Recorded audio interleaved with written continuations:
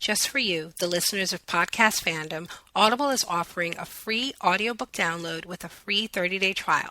Just go to audibletrial.com/podcastfandom.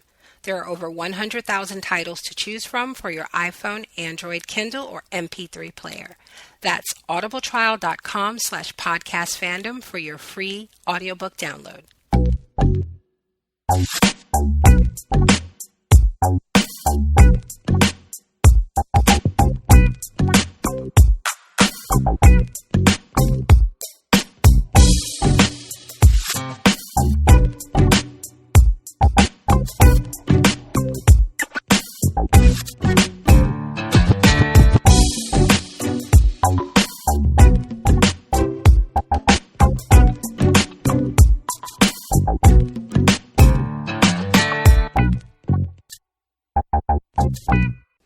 Hey guys, welcome to Project... Nope, that's not it. It's close. It's close. Close. Okay. Hey guys, welcome to Podcast Fandom, the official podcast for ProjectFandom.com. I'm your host, Nina. And I am John. And tonight we're talking about Game of Thrones Season 4, Episode 7, Mockingbird. So Megan's not feeling well. She's not with us tonight, unfortunately. I know from her reaction on Facebook that this episode shocked her in some places, you know? Or in some places, the episode was shocking. It didn't shock her like on some places on her body. Let me clear that up. Well, you never know. Right, yeah, true. And she's not here, so we can say it did. It did shock her. That's why she doesn't feel well. So I get the impression that she did enjoy the episode. So it's just John and myself. We're going to go through like we always do with a scene-by-scene recap. We have some feedback to read, and then the spoiler section will be just me. I can't imagine that this is your first time listening, but maybe it is. So I'll just remind everyone that I've read the books. John hasn't. I will not be spoiling anything, though I may point out differences and some things that happened in this episode that did or didn't happen in the book.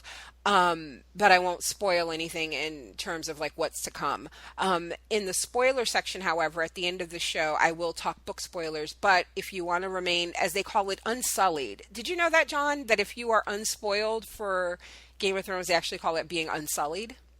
Yeah, I saw that. Okay.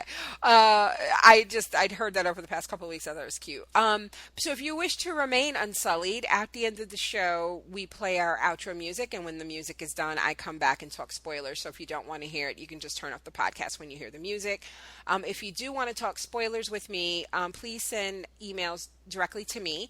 To Nina at projectfandom.com. That's NINA at projectfandom.com. John and Megan won't see that, and I will read those in the spoiler section next week. So, or a week after next, actually. So, John, what did you think of this episode? I thought it was fantastic, just like every episode so far of this entire series. But I don't know, like Peter Dinklage keeps getting better. I don't know how, but he's like every scene he's in, like, and I like Pedro Pascal, but even that scene, Peter Dinklage just steals it. You know, it's like everything that Peter Dinklage is in on this show is just Emmy worthy. Yeah. He's more than one Emmy. This is all Emmys. Yeah, that's what I said in my recap on the website for this episode. At the end of it, I was like, can he get 2 Emmys at the same damn time? Like, this was so good. You won the category. Here you go. But we're just going to give you another one just because. Yeah. Just give him Emmys, give him Golden Globes, Oscars, Soul Train Awards. Yeah. Just everything. So I really enjoyed it too. There were some, I feel like, again, we said it before, I do think that the things that were really good were so good that maybe things that weren't as good, like everything's being painted with that same brush of awesome, because that one scene between Oberyn and Tyrion was so great, and then what happened at the end. But there was some stuff that felt like it was very much, just setting stuff up for the next 3 episodes. And having read the books, there's stuff that if I'm, reading the episode titles correctly and just kind of figuring out what would be a good stopping point for this season, which is, bleeding into book 4 already. I really feel like the last 3 episodes of the season are going to be insane. So this episode really did feel like somewhat calm before the storm, and so maybe that's not as exciting, but it's just there was a lot of good acting. There was a lot of good. I don't know if I'd say the pacing. I don't know. It was a different type of episode, but I'm not prepared to say like it was bad. It was very different, but yeah, the acting was great. So, okay, let's get into it. There's a couple of scenes that I'm actually going to condense, because usually they've been really good this season with just, we see Arya and then that's it. Then we see Jon and then that's it. There isn't like a lot of back and forth, but they did it twice in this episode. So I'm just going to condense those so that there's a little cohesive. Okay, so this episode begins with Jaime and Tyrion. And Jaime's upset because he feels like Tyrion totally fucked up the deal that he got for him with Tywin. He's like, man, I put myself on the line for you, and this is how you repay me. Yeah. And I love it because Tyrion's like, listen, first of all, I just couldn't listen to that bitch lie anymore. Like, I was done. Like, so I love it, and he's like, and I felt so good taking it away from Tywin. It just felt yeah, he's like, we both know he would have gotten everything he wanted, and it felt good to take that away from him. Although I did have in my notes that I thought that was a little weird for him to say because he really didn't know the terms of the deal. Like, because when he asked, like when he was just like, yeah, you have to ask for mercy and you're going to go to the wall. And he was like, how do you know? And he didn't get a chance to say anything. And then Jaime was just like, well, just do you trust me? So he would have to have known the terms of it afterwards. So he really didn't know what he was taking from Tywin at the time. But I'm sure it did feel good when he like pieced it all together. And he says it felt good to tell the people in the realm basically what he thinks of them. Yeah, just tell them about themselves a little bit. Yeah, exactly. So there's talk of whether or not Jaime can be his champion, and Jaime's like, yeah, no, I would totally lose.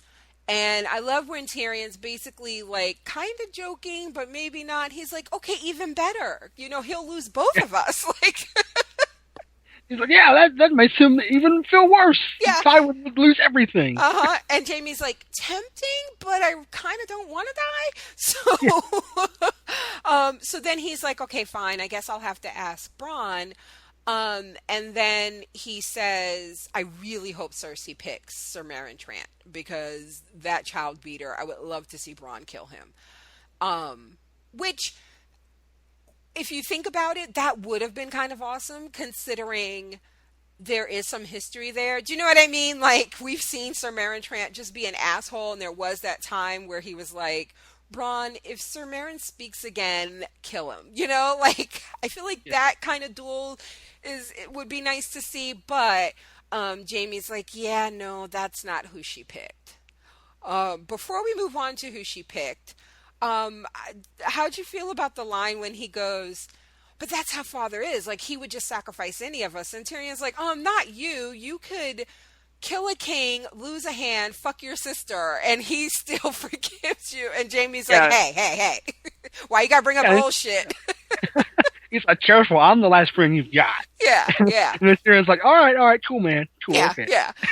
And then, so I guess that really does, I feel like this has been answered before, but I didn't even bring it up last week. After I listened to the recording, I was like, damn, we should have like called that out. Although I'm sure you noticed it, but there has been some question about who knows, like we know Stannis sent out the letters about, why those children were not, fit to sit on a throne because they were Jaime's.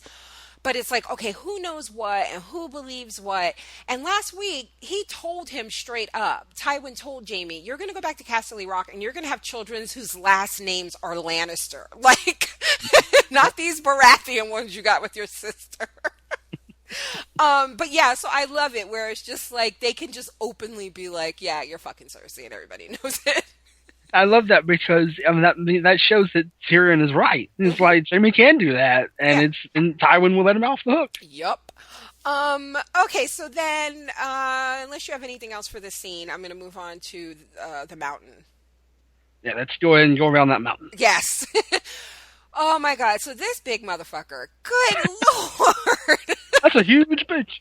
Yeah, listen, when they had announced this is the third actor to play the Mountain. Um Personally, I really like the first guy. The one who had the pleasure of, or we had the pleasure of watching him cut off the horse's head. Jesus.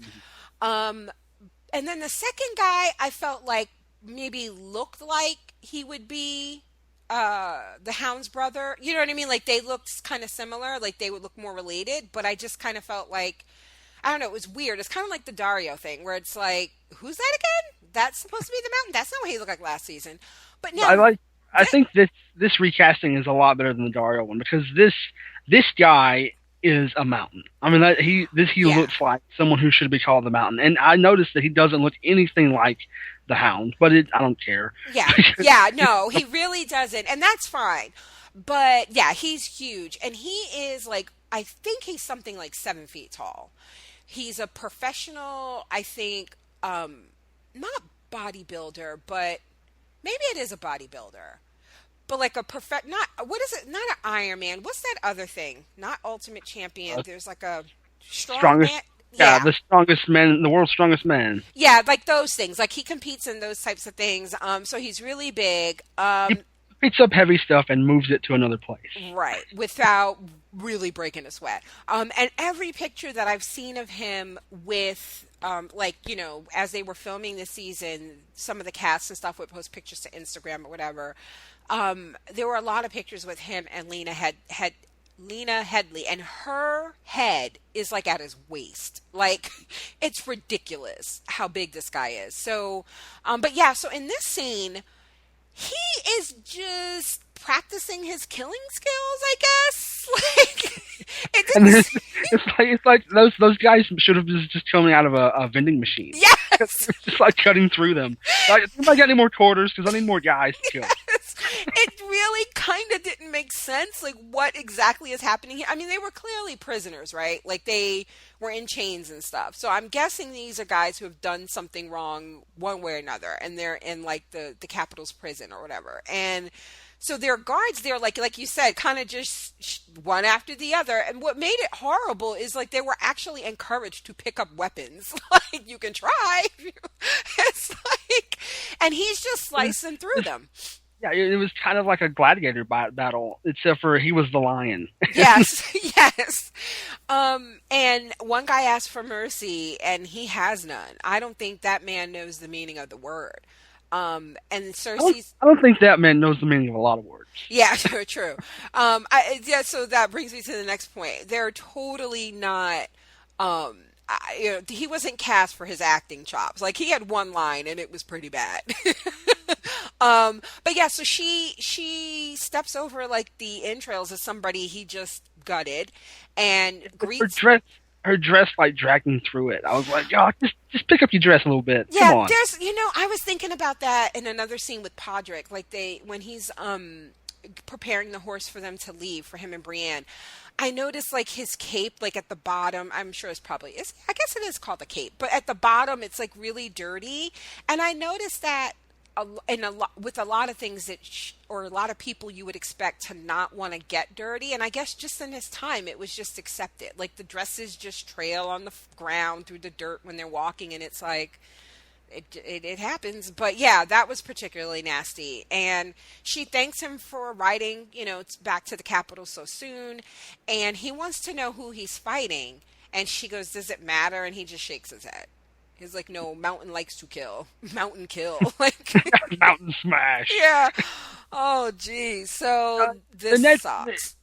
yeah, in the next episode, I hope. I mean, it's not to be funny about it, but I hope we get at least one scene where he is standing next to Peter Dinklage because I think that would just be a nice scene to see. It reminds me of like those rumors about because you know how short Tom Cruise is, and there's those rumors like that he puts like lifts in his shoes and stuff, and I never really paid attention to it until I watched that horrible movie, which for some reason if it's on I will watch it, Night and Day. and Yeah. Cameron Diaz is so tall, and for some reason, for the first time, I really paid attention to the way he was shot in a movie with a tall leading woman, and they are really kind of clever to make you feel like he's not so much shorter than her, or shorter than he is. But so I just had this funny image of like Peter Dinklage and he's like lifts with the shoes with huge heels. I do think that would just be a nice shot for the show. No, yeah. Yeah, because that's his character in the show too. Just the mountain and the half man. And the half man. Listen, I will tell you, when this guy was cast and they were showing pictures of him, like right when he was cast, so there were no pictures of him in character yet, and like people, they had taken pictures from like his Instagram account and stuff. I remember thinking he doesn't look that big, and then I read like the stats on like his height and weight, and I was still like, yeah, no, he doesn't look like he is that big. And it wasn't until I had to see him standing next to, like I said, the actors who play Cersei and other people, where I was like, holy crap. And you notice in this scene, like they shot from below at one point. And he was just so imposing.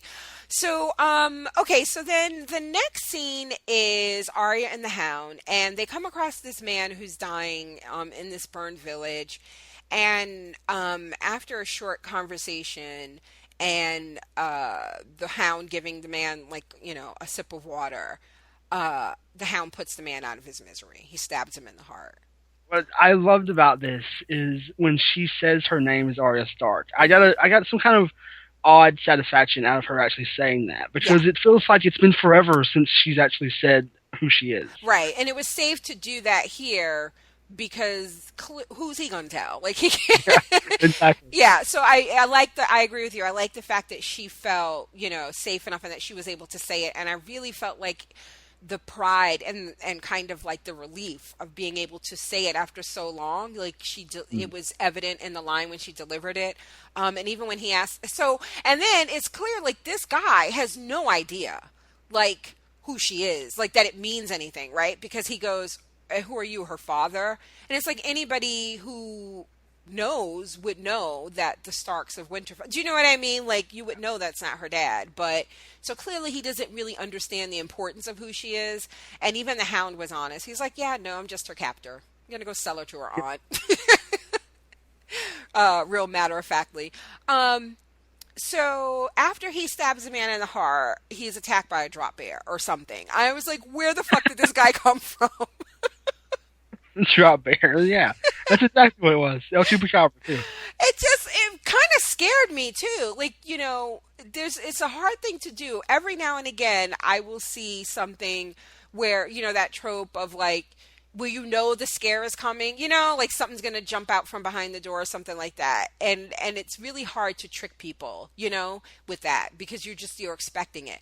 But I wasn't expecting anything. Like he was mid-sentence, and then it was just like, oh shit, there's a guy on your neck. Like there's a guy on your back. The show turned into The Walking Dead for like a split second. Yeah, and the guy bites him on the neck, and the Hound like breaks his neck as he's flipping the guy over his shoulder to get him off his back. Now that's the Mountain's brother. I mean, yes. that's that guy. Yes. And there's another guy standing there. And I love this because after the guy gets killed, like he gets his neck snapped, biter, he turns around, like he's holding his neck and he's like, what the fuck, man? Like, and the other guy puts his sword down like, yeah, I'm not winning. Like, yeah, because you would think this would have been the time to try to stab him in the back. Like if you really wanted this bounty, you wouldn't have given him a moment to recuperate or catch his breath or anything. And I love the fact that the guy just kind of lowered his sword like, yeah, I'm just going to tell you what's going on and then let you kill me. Cause it's funny because he was clearly traveling with the other guy who jumped on the Hound's back. Oh yeah. So it's like he's like, you jump on his back, and then when that didn't work, he's like, okay, well, screw it. Yeah, right. Because I'm leaving. Yes. So, and he tells them about Joffrey being dead. And I love this because they kind of look at each other like, oh shit, fuck the king. Okay. But he says, yeah. Well, now who am I going to curse? Right. And then he goes, and there is, he tells him about the bounty that Tywin put on his head for, and he goes, well, I guess if you go around saying fuck the king, it was bound to like catch up to me. And he goes, no, the king is dead. This is for killing a Lannister man, like all the shit that he did at the tavern for the chickens and stuff. So, and then Arya recognizes the guy as being one of the prisoners when Euron was supposed to be taking her up to the wall, and the Hound wants to know, is this guy on your list? And she goes, he can't be because I don't know his name. And he goes, what's your name? And I was like, trick question, trick, don't answer. Yeah, I love that because we went right from Arya finally being able to say her name to this guy like, don't say your name because she'll kill you. Yeah, I love how just like matter of fact, he was like, what's your name? And what was his name? Rogue or something? Rouge? Or something. His name was Mud. Yeah, basically. And Arya goes, thank you, and just pulls out needle and stabs this guy right in the heart. Yeah.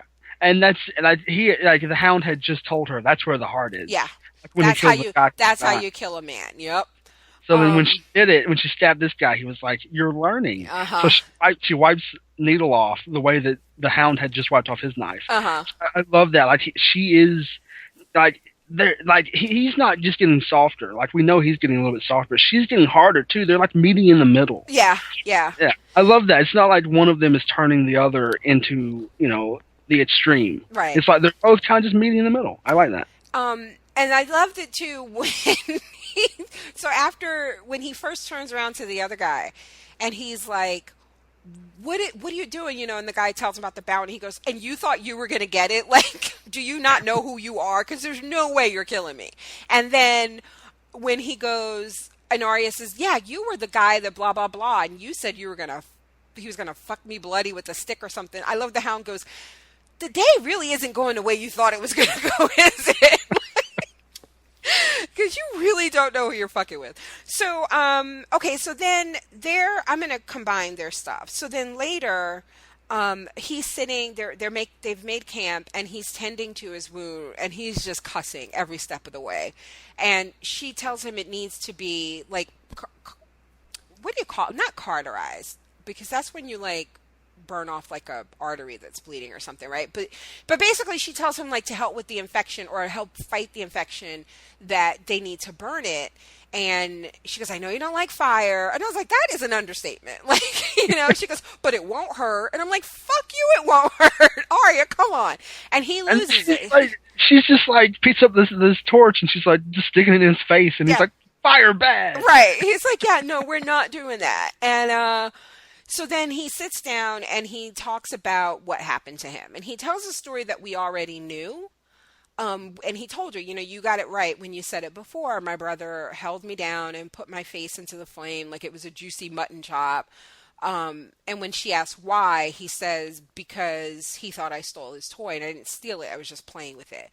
And there was something about the way he delivered that it just broke my heart. Because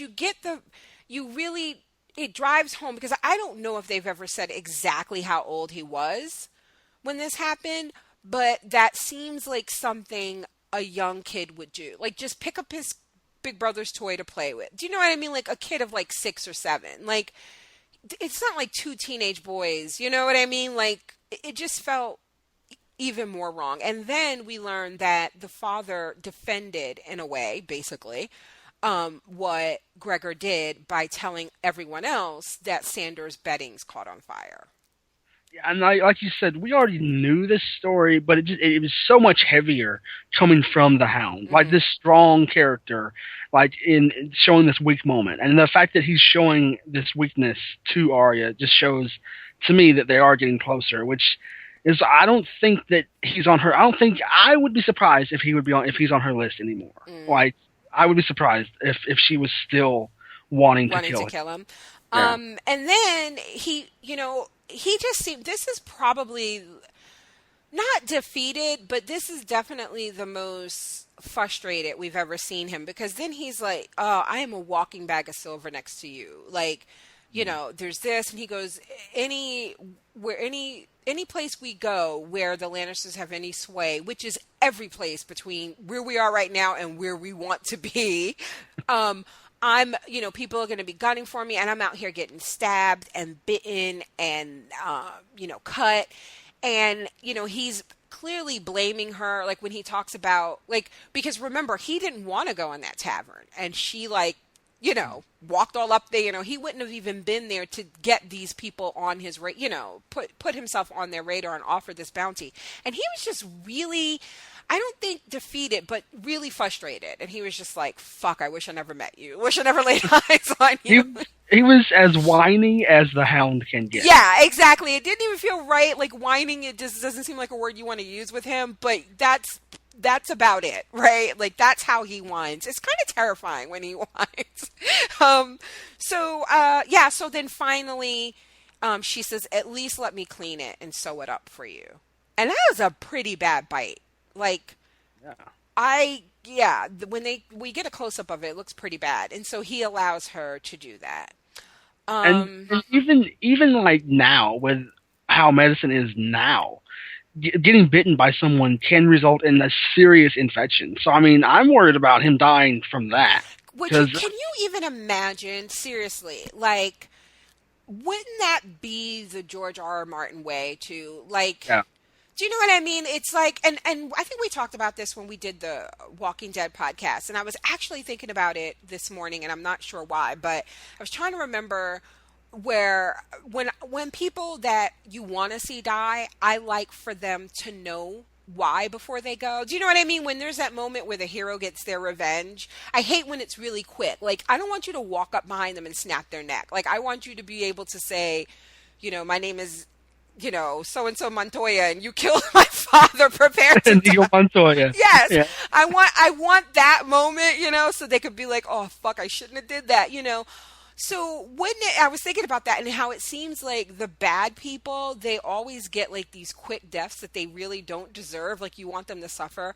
But wouldn't it be the George R.R. Martin way to have a character like the Hound? Like that, when I saw that bite mark, I thought the same thing you did. I was like, bites are nasty. Like, there are so much nasty infections in people's mouths and bacteria and stuff.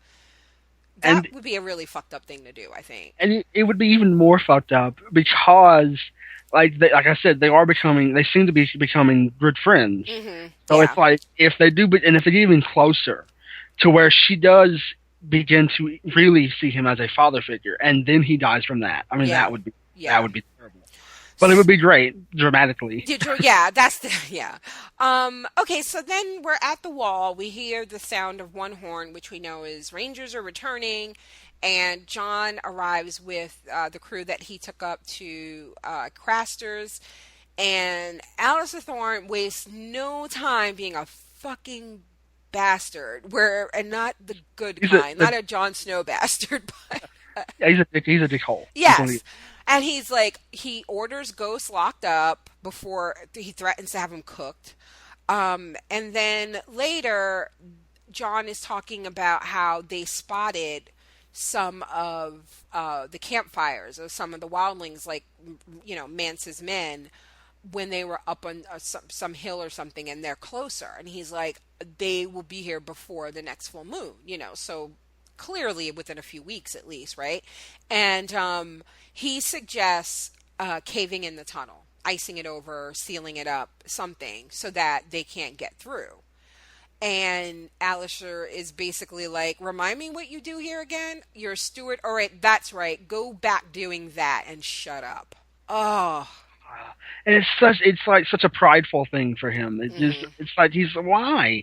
It made so much sense what Jon Snow is saying, and everyone sees it. Yeah. Even like he's like, have you ever seen a giant? I've seen a giant, and that your wall isn't anything to a giant. Right. So yeah, it's like he made so much sense. That's why this guy is just such an asshole. And then he tells him that he and Sam they've drawn like that duty that they had in the beginning where they have to just go like scout at the top of the wall. We know how fucking cold and miserable that is.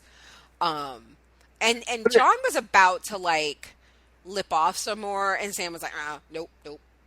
Zip it. Like he tugged on his shirt like, down. Yeah. Okay, so then Bronn finally visits Tyrion. So I loved this scene because the way it starts, and you hate Bronn like immediately, and then I feel like at the end you go back to liking him and you understand him more. Oh yeah, Yeah, It's so I love this scene. It's so well done. what I like about it is, like you said, I think, and it kind of goes with the Hound too, where there are these characters who, at the when you first meet them, they're not good guys, right? Like, sure, Bronn stepped in and saved Tyrion in season one, and that made us like him because we liked the character Tyrion, and we knew he didn't, try to kill Bran.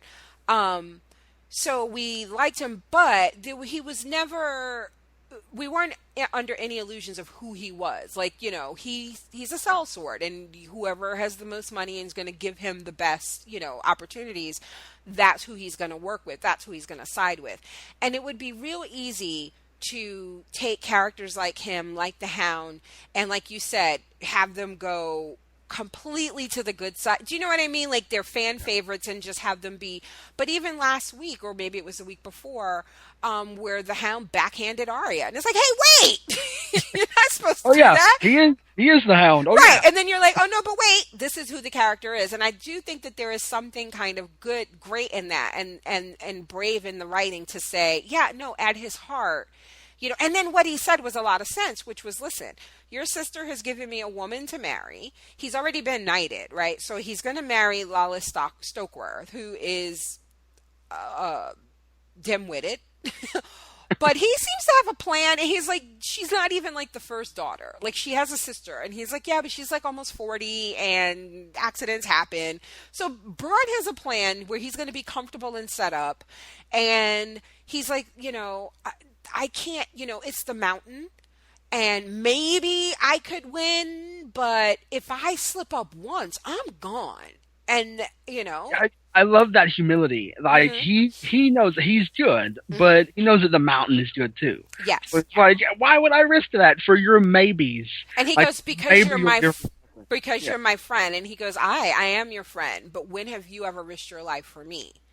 And that is something that could be very petty and negative and nasty, but it wasn't in this. It was just the truth. And you could even see Tyrion realize that, and then what I felt like, for me, it really put this quote unquote friendship in perspective, because it was as much of a friendship as it could be under those circumstances. Does that make sense? Because clearly they were friendly, and maybe they are friends, but he was like, at the end of the day, you paid me. Like, and when you can't pay me anymore, that's where the friendship has to part. Do you know what I mean? Like, I don't want to see you die, and I would help you if I could, but it is not in my best interest to help you right now. And again, when would you have ever done that for me? You wouldn't have, because yeah, that's not and the I kind of yeah, relationship we had. yeah, and I love the fact that Tyrion begins the scene the same way that we do. He begins, he's like, oh, why did you even come here Yeah. if you did this to me? And he's so mad. Yeah. And then when he does say that, when did you risk your life for me? Like, Tyrion, he understands. Yeah. And it's like, but up to that point, he was like, oh man, I'm fucked, because the first two people I asked, the only two people I can ask to be my champion, they're like, I can't do it. So now I'm gonna have to do it myself. Yeah. And I So love then that he he got, understands it. I love that. yeah, and he got that that the way that their relationship was set up, it was always unbalanced. Like, maybe Tyrion would have put himself on the line for Bronn, but the point is, he never would have had to. Do you know what I mean? Like, their relationship wasn't set up that way. He was the Lord, he was the Lannister, he was paying him. They would have never really had to put that to the test, So yeah, so it ended really well. I think I put on Twitter, they handled that like grown ass men, like they shook on it. But here's what I found interesting. He didn't ask about Shay.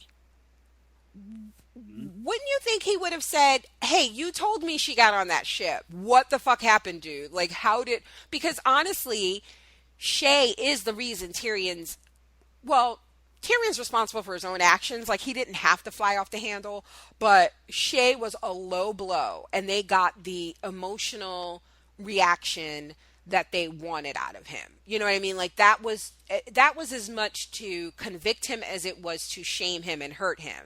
So how else would you expect him to respond? But still, if Shay hadn't been available for them to do that, maybe they could have gotten some other whore, from one of Littlefinger's brothels and threatened her to say the same thing. You know what I mean? A lie is a lie. But the fact that it was somebody that he clearly cared about, I was surprised that he didn't ask him why, what happened, you know? Like, did she? I understand though why he might not have, why he might have just not, because he just blames her. Like he says it's her, no matter what, she did it, and it's like he doesn't care how she got there. He doesn't, and I understand, because it began with Bronn had turned on him already. Like, so I guess Tyrion would just be like, oh yeah, he must have been a part of that. I don't think, and then as the conversation went on, I think he probably just didn't care anymore about that. He probably just, I mean, I wouldn't have, if I was in Tyrion's place, I would have just blamed Shay, and I would have not cared what Bronn had to do with it. Well, I mean, I get that. Like, that is a legitimate way to feel, but I just feel like that's not in his character.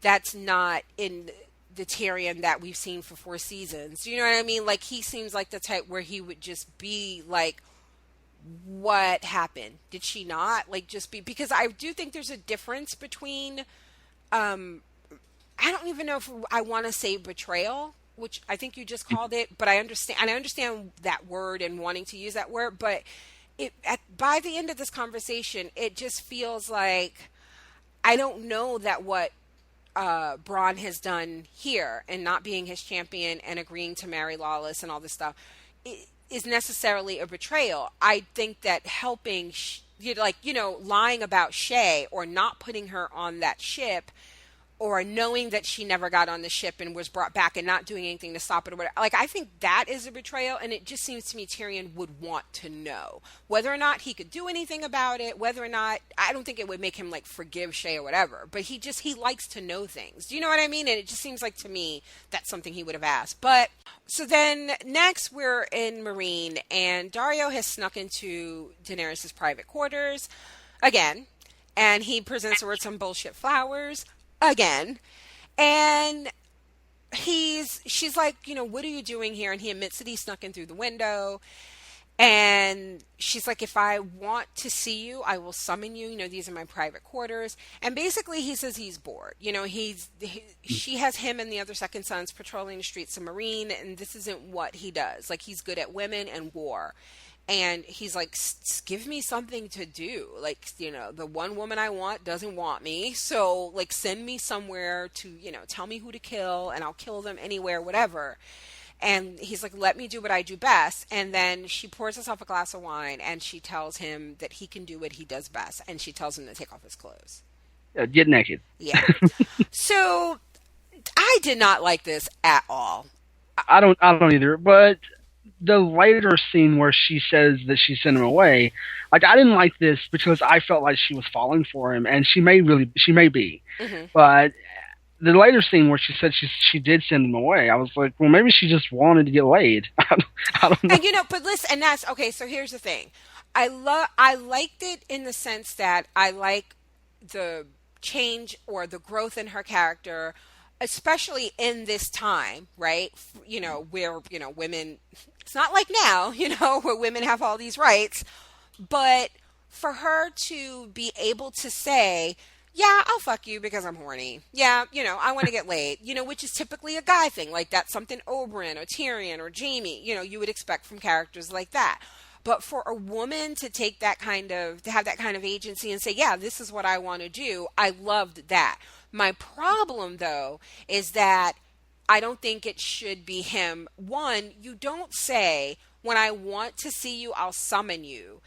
And then, like, you're reprimanding him, but now he gets laid. Like, do you know what I mean? Yeah. Like, I feel like she has undermined her own authority by being at what he could now perceive at the core, just a woman who wants to get laid, or a silly girl who is swayed by a handsome man. Do you know what I mean? Like, I really, even if she really likes him and wants to fuck him, I just wish that in this one scene, she would have just dismissed him and be like, yeah, no, I think you need to patrol. Even if eventually she changes her mind, or even if she changed her mind then, but she doesn't show it then, I felt like, do you know what I mean? Like, you don't give him some ass as a punishment. Like, Yeah, it's like you're rewarding him for doing something he shouldn't have done. Exactly. And so now how can he ever really take seriously anything you say?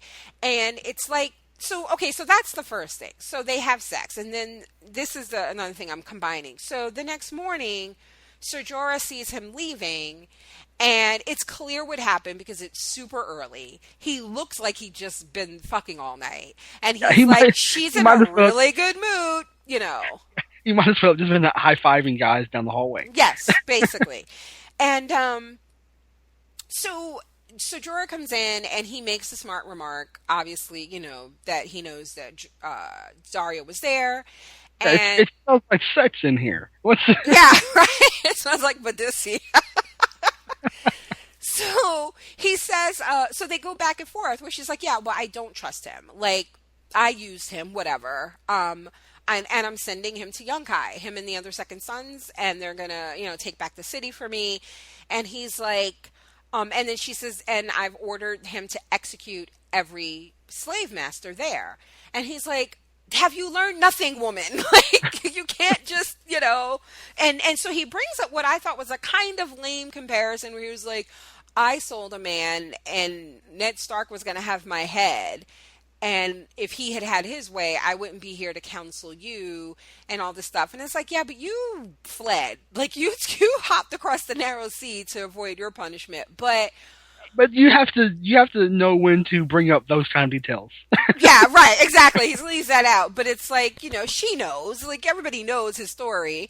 But so she goes, okay, well, how about that guy that came in here and was asking to bury his father? And he's like, his daughter's Zolara. She goes, yeah, send him with Dario. He'll be my ambassador, and he will tell the masters that they have a choice. They can either live in my new world or die in their old one. And I'm like, and he seems to like that. Like, he seems to be on board with that. And when he leaves, she's like, yeah, tell Dario I changed my mind. She goes, no, better yet, tell him you changed my mind. And holy hell, his chest puffed out. Like, he was so proud of himself. he really, really was. So, I don't know. It just doesn't, she's just not, for me, I just feel like these are just two scenes of her making poor decisions. I think that I like the thought that it went behind what her decision here was, that she wants to give them a choice. And I like that, but I don't like the fact that she's sending that guy, because I'm like, that guy doesn't like you. So if you send him over there to other people that don't like you, what do you think's going to happen? He's going to get over there and he's going to rile them up. I feel like that's what I think is going to happen. I'm like, yeah, he's going to be like, we got to go get her. And they're like, all right, let's go get her. So in the book, she says a lot of times, there's like a line that she says so much. It's kind of like her winter is coming, where she says something like, I think she's delivered it once on the show, but honestly, like every chapter she's in, she said it in the books, where she goes, I'm just a young girl and not wise in the ways of war. And that's how she always starts it. I realize I'm just a young girl, not wise in the ways of war, but it would seem to me that blah, blah, blah. And basically it's her way of saying, yeah, I know you think I'm just a little silly kid, but, and then she drops some knowledge and logic that makes like a whole bunch of sense, like basically telling them to shut the fuck up.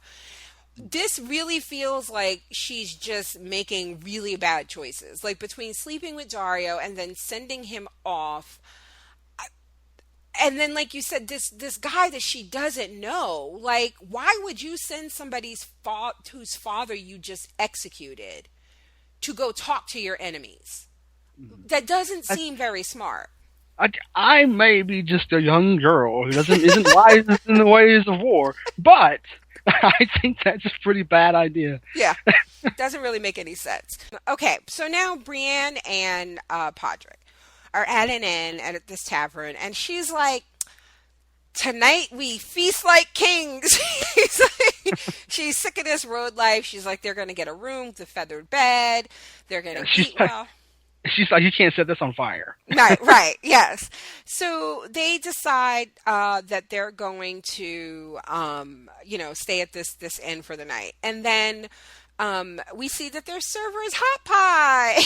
That's Mr. Hot Pockets himself. Yes, and he is apparently making some really good kidney pie, which Brienne really likes. And then he decides to sit himself at the table and start talking about the how do you make a really good kidney pie. And Brienne was kind of like, who told you to sit? Like, She made the mistake of talking to him like a real person because yes. he seems like he doesn't really get that often. Right, right. And I love the fact that even Podrick was kind of like, this is not how it works. Like, you're not supposed to do this.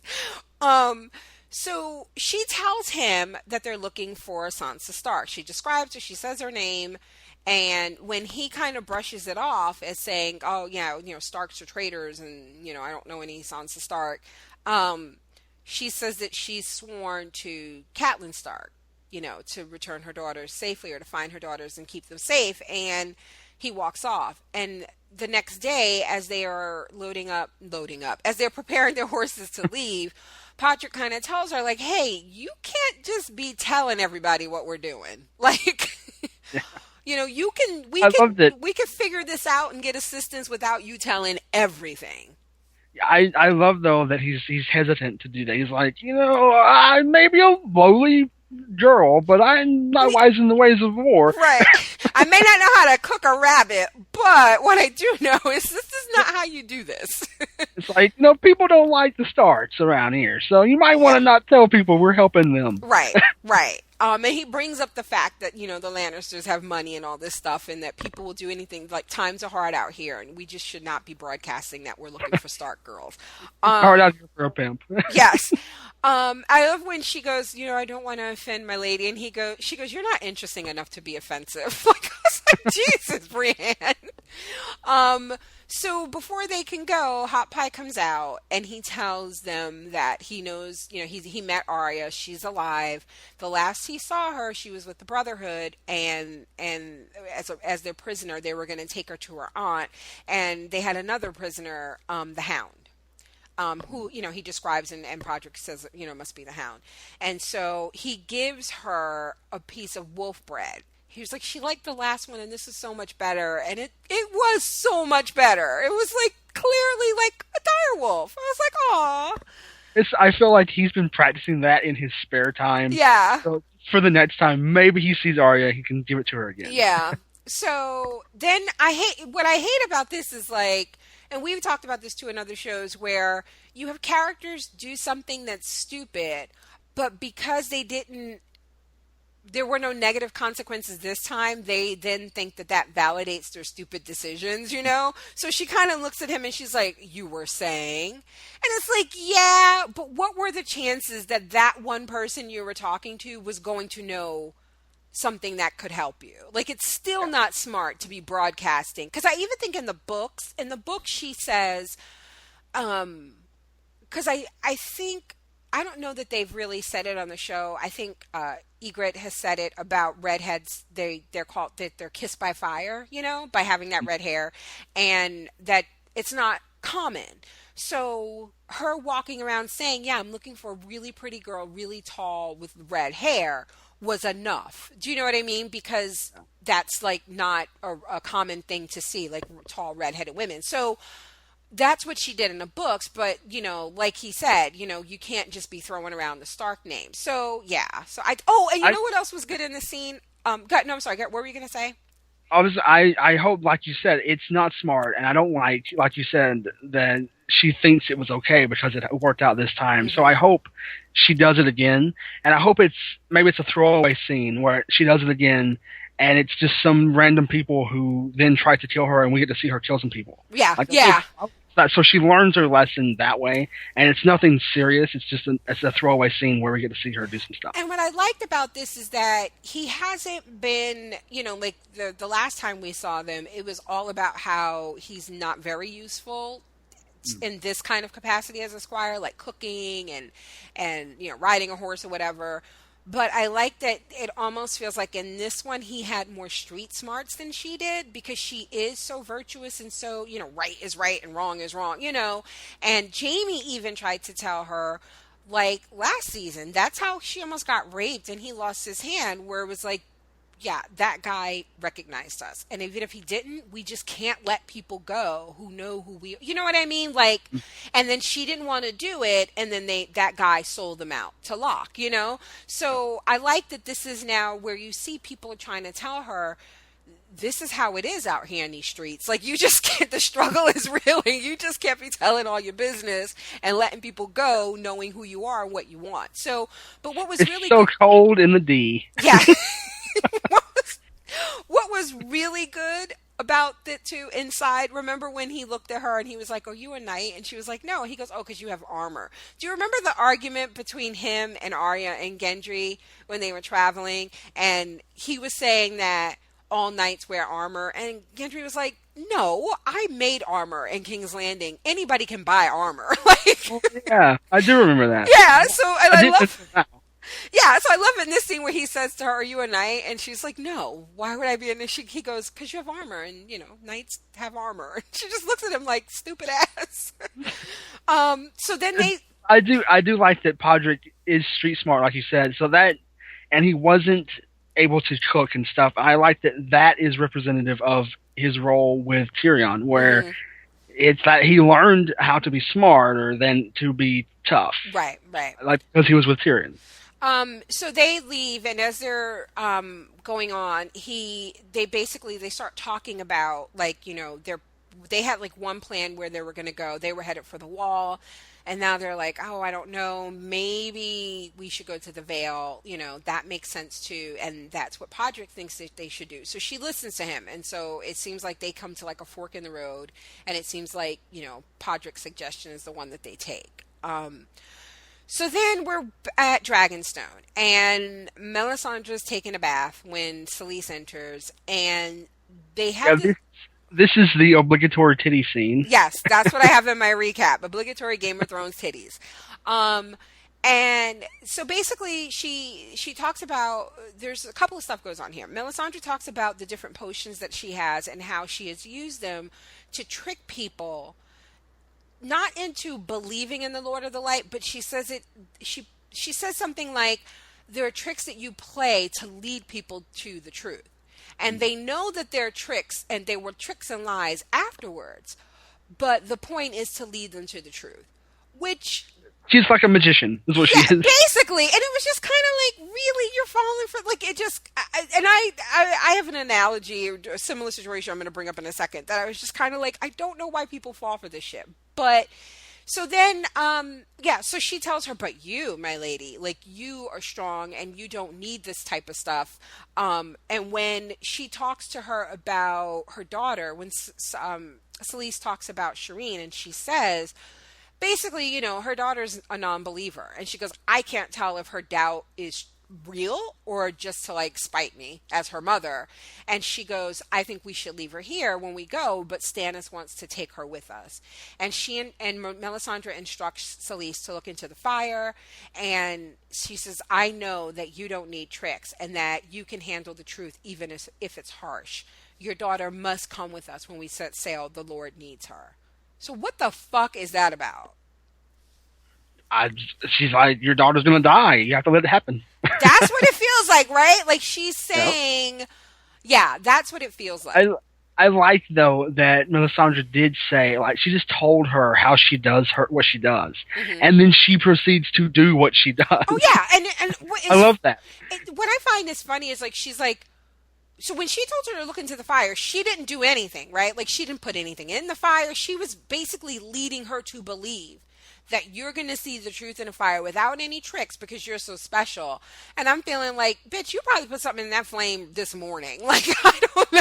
Like, do you know what I think mean? Like, It's like you see what you want to see. Maybe that's what it is. Right. Maybe she wants to kill her daughter. I mean, that's what it is.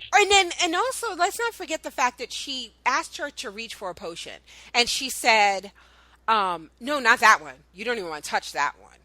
How do we know the one she touched wasn't? Do you know what I mean? Like, she just told you she does tricks and lies, and now you just believe because she's saying what you want to hear. She's telling you you're strong, you don't need it. And I love when she's like, "And this one will make a man go wild with lust." So she goes, "Is that the one you use on Stannis?" And she goes, "No." Like, like, no. Oh, he just wanted to fuck me. I didn't have to use it.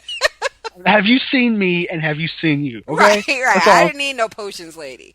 Yeah. So what it reminded me of, and it's gonna sound crazy, but The View, the television show The View, and Okay. okay, listen. So Star Jones got fired from The View a few years ago, and when the way it went down was nobody knew what was going to happen, and it's a live show, and one day live on the show she interrupted and she was just like, yeah, blah blah blah is going to be my last day.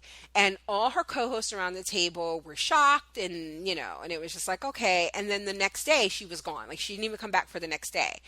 And what it turned out was they had told her weeks ago that her contract wasn't going to be renewed. So, like, it's like, at the end of the year or the TV season in May or June, you're not going to come back in the fall. And we'll announce it at the end. And Barbara Walters went on live TV and said, we told Star.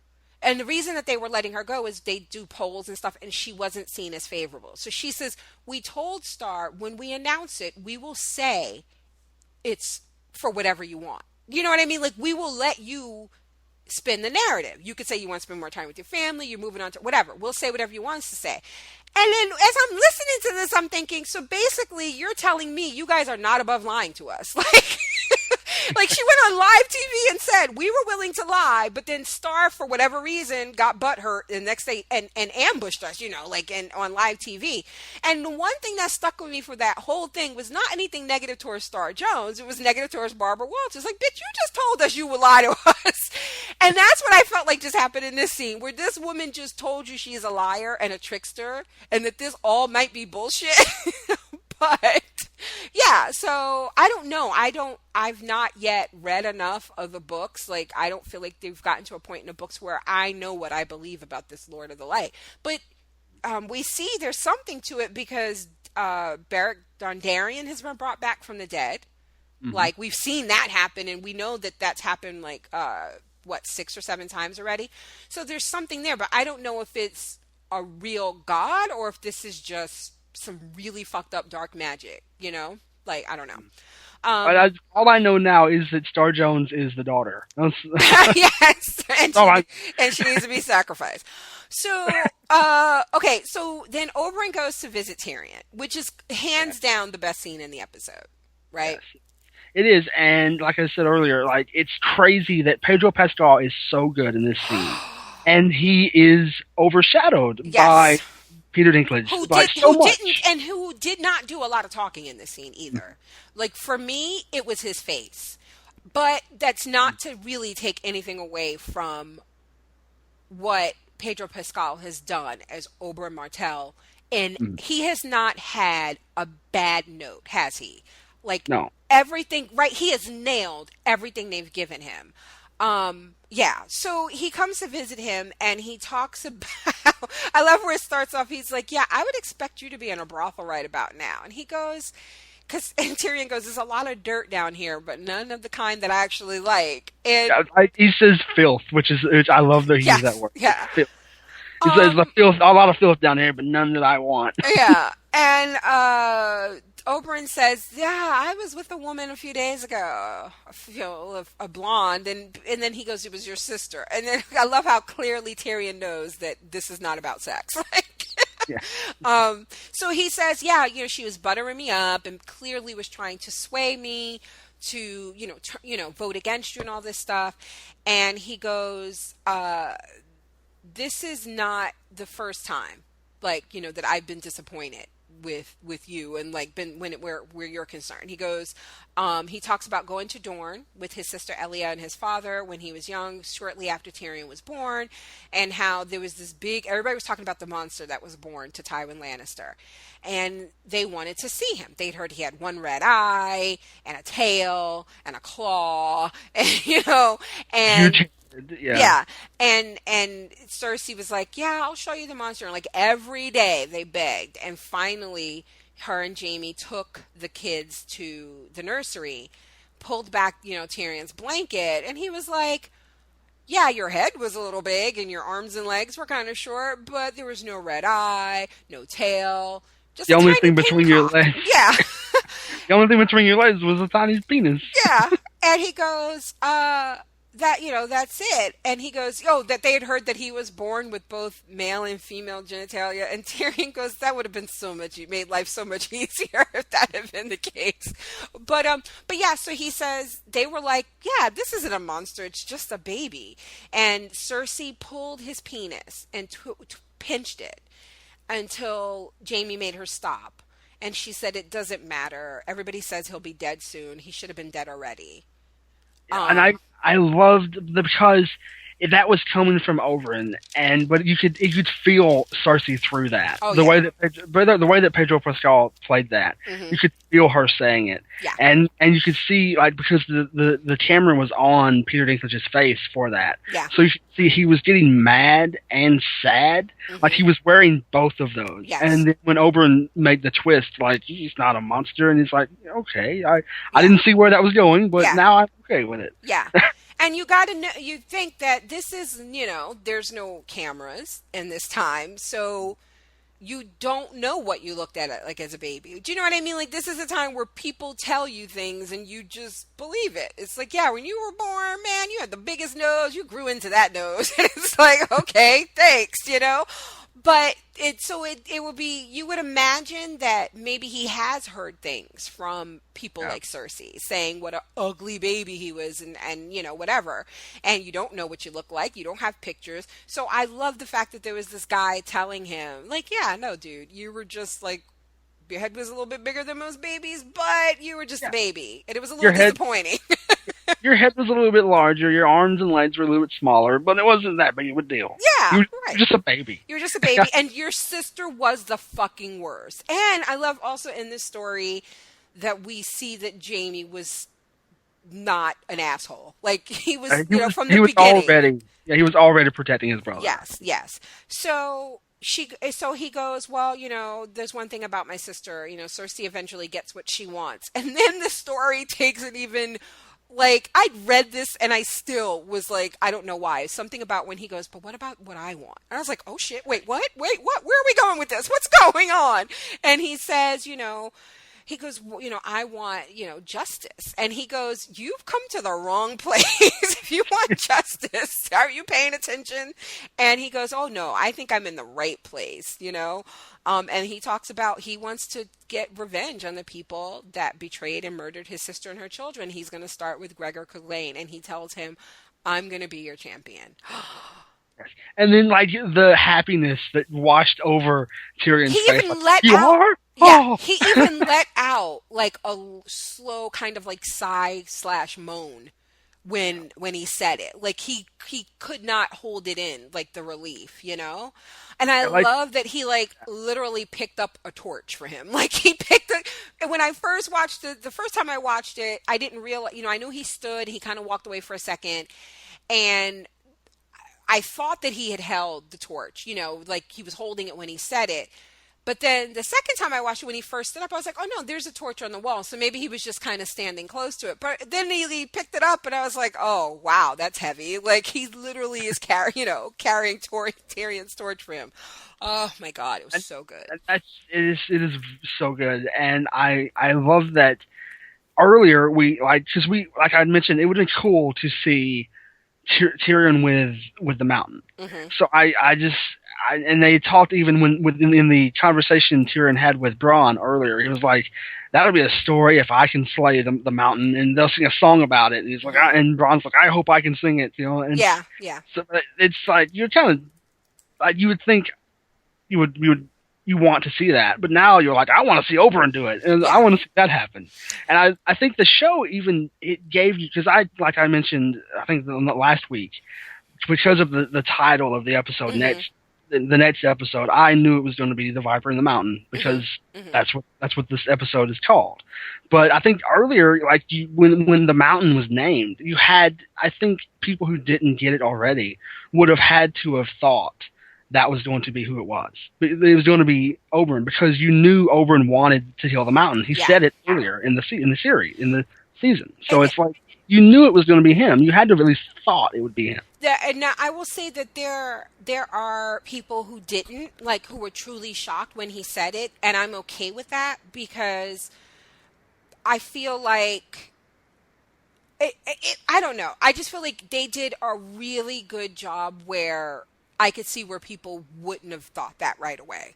Because It's maybe you would think, well, he's a prince and maybe he's not allowed. And, like, or maybe your mind wasn't there because you're thinking, even though the episode begins telling you who Cersei Champion is, I still think that people weren't really, I mean, I know for a fact that some people were still truly shocked, and I'm okay with that because I really do think that the way this was told and the way Oberyn kind of was revealed to us in bits of his character, little by little, episode by episode, I'm okay with people not immediately making the connection. Like, do you yeah, know I what I think mean? Like, I don't think it's a fault of the writing or the people. I like the fact that there were still some people who were like, oh, yeah, right. Okay. Yeah, I should have seen that coming. It makes perfect sense. Yeah.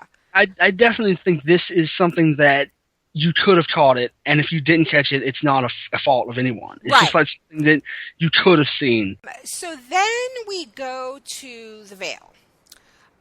It's snowing, because they're up in the mountains. And Sansa's outside, and you can tell, like, it kind of reminds her of home, It's so cold and everything. And so she makes a snow castle, a surprisingly good snow castle. I was like, she got some skills there. Like, it looked really good of Winterfell. She makes a snow model of her home, and Robin comes out.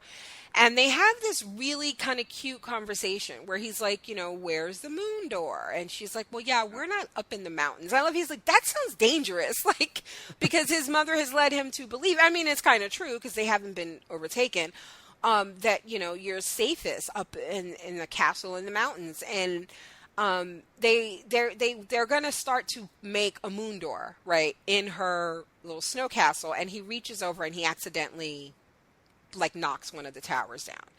And she's like, oh, you ruined it. And now I have to start over. And he goes, I didn't ruin it. And they have this argument where he ends up, I put on Twitter, Joffrey 2.0.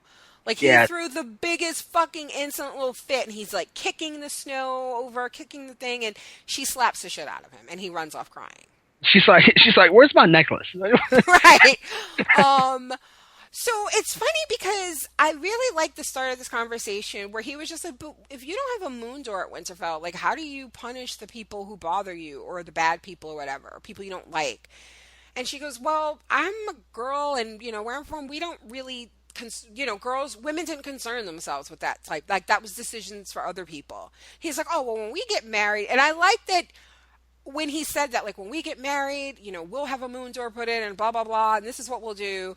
I like that she didn't like turn up her nose. Like, she actually smiled. Like, she seemed resigned to her fate. Like, it could be worse. Like, fine, he's gonna grow up. Maybe he'll grow up to be handsome and not such of a little weirdo. Like, He's not Joffrey. right. She was like, and maybe he's young enough. I can kind of mold him to like not be an idiot.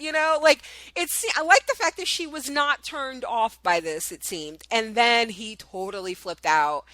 And at first, I thought she was joking because when he first knocked it over and she was like, oh, now it's ruined. And he goes, it's not ruined. And she goes, oh, no, I have to start all over. I thought she was playing with him. Like, it really didn't bother her. But she was seriously bothered. And that kind of bothered me a little bit with her because I kind of felt like, all right, Sansa, he's a little kid, like, relax. So I kind of wanted her to back off a little bit, but then he just went fucking berserk. I felt like it was frustration more on her part than she was mad at him. She was feeling like, oh, he's not Joffrey. Maybe I can be happy with him. But then she was like, then, you're being stupid. And I was like, yeah. But she's supposed to be 14. Like, I think that's the other thing. Like, I think we forget, like, because I think she said a few episodes ago, or when she married Tyrion, she was 14. So I kind of felt like that was her 14-year-old showing a little bit, where I wish she would have kind of pulled it back a little bit. But yeah, she slapped the shit out of him, though. I like that maybe she was like, that was something she couldn't have done with Joffrey. Like, if she had done that, Joffrey would been like, okay, you're dead. So now she's like, I can just smack this kid around and he's not going to do anything. I don't know. I don't know if that's why she did or what she was thinking, but it's kind of like we were talking about last week where it's like you want people to be a little bit smarter about the situations that they're in and how to play things. But again, I forgive it because she's supposed to be 14, and maybe fuck. It was a really nice snow castle. For all I know, she was out there for hours. Like, I mean, it was snowing when she got out there and it wasn't when this happened. So, and I mean, it was really nice. So, for all I know, she was like, "Look, it took me 3 hours to do this." But anyway, Peter Baelish witnesses it, and she's like, "Oh, I shouldn't have did it." And she even knows, right? She's like, "Yeah, that I probably shouldn't have did that." And he says, "You're right. His mother should have years ago." And so they have this conversation where she asks him straight up why he killed Joffrey. And he says he loved her mother more than he's ever loved anyone or anything. And what do we do to those who hurt the ones we love? And she kind of grins because that's what she wanted to hear. Like, that's a good thing for her. It's like, oh, finally, somebody did something to the Lannisters for hurting my family. Even though we know that's bullshit, right? Like, that's not why he killed Joffrey. Yeah. Well, I mean, it's like it's two birds with one stone. It's like that was part of why he did it, but I don't think it's yeah. It's because let's not forget he set all this shit up to begin with. Like if he didn't want harm to come to Catelyn, you don't have her sister murder Jon Arryn and then send her a letter implicate. Like you know what I mean? Like this is you. He's smart enough to know that once you set this shit in motion, there's shit you can't control. Like. He's the one who told her that Tyrion, that knife belonged to Tyrion when it didn't because he was trying to set it up. And it's like, okay, maybe he had no way of knowing that she would then snatch Tyrion's ass up and take him up to the Vale for judgment. And then that would, have Jaime stab her husband and start all this other shit. But you have to, I think he's smart enough to know the possibility that when you start this shit, when you start the Game of Thrones, you don't have control over what everybody does and who gets hurt and stuff. So it's kind of his fault. You know what I mean? Like, he has a very revealing line here too when she's complaining about the castle, or the snow castle, and he's like, "If you want to build a better home, you got to demolish the old one." And I was like, that's exactly what he's doing with everything. Yeah, it's like he's demolishing the entire thing so he can build a new one. Yeah. So I'm not saying that he was happy that Catelyn is dead. I clearly don't think that was part of his plan. He would have preferred for that not to happen. But he had a lot of lying and hand in her, being in the position that she was in, even going so far as lying to her, telling her that they had both Sansa and Arya, remember, at King's Landing when he gave her Ned's remains and was like, this is what you need to do. And then her dumbass let Jaime free. So I just feel like he wasn't being 100% truthful with her, but it's what she wanted to hear, right?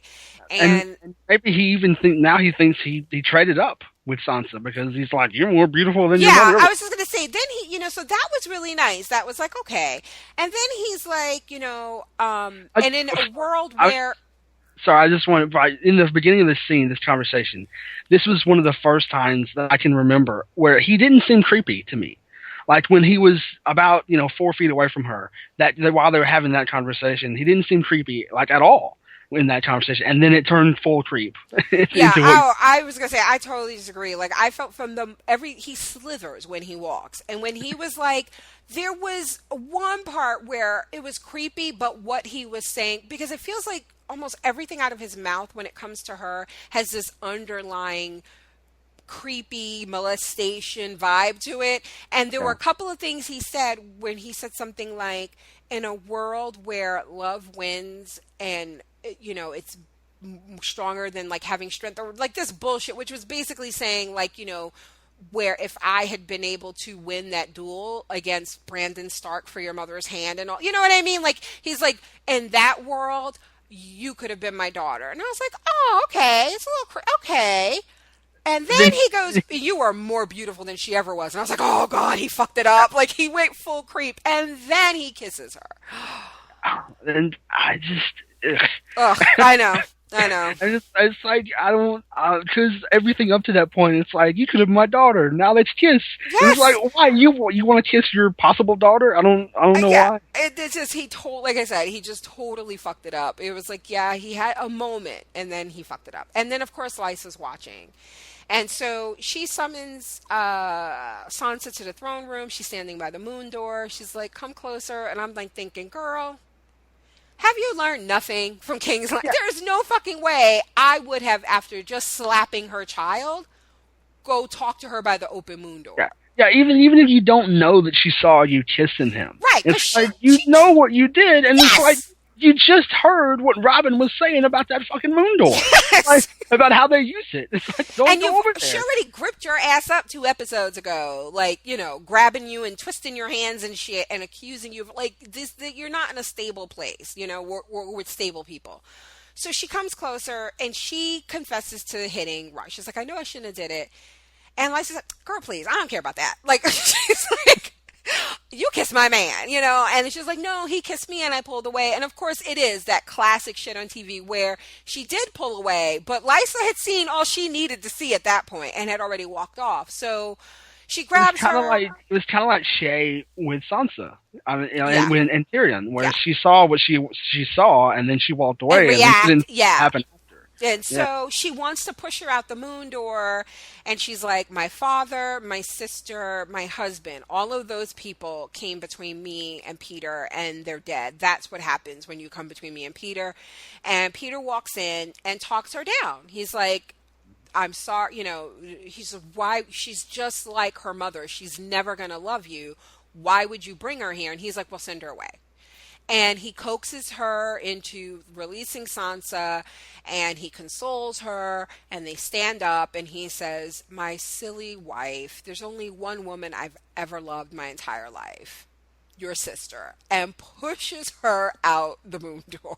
Yes, I knew someone was going out that door. Yeah, when you said that a couple of weeks ago, I couldn't, you know what I mean? I was like, oh, that's an interesting observation. Like, I couldn't say, yeah, someone is. It was so obvious. I mean, because you don't have a moon door without someone going through. Yeah, it's like introducing the gun in the first act. You got to fire it by act 3. Yeah. I liked when he did come in and he saw her holding Sansa. He was like, "Let her go," and I was like, "That's poor choice of words," just like the Joker said in The Dark Knight. Yeah.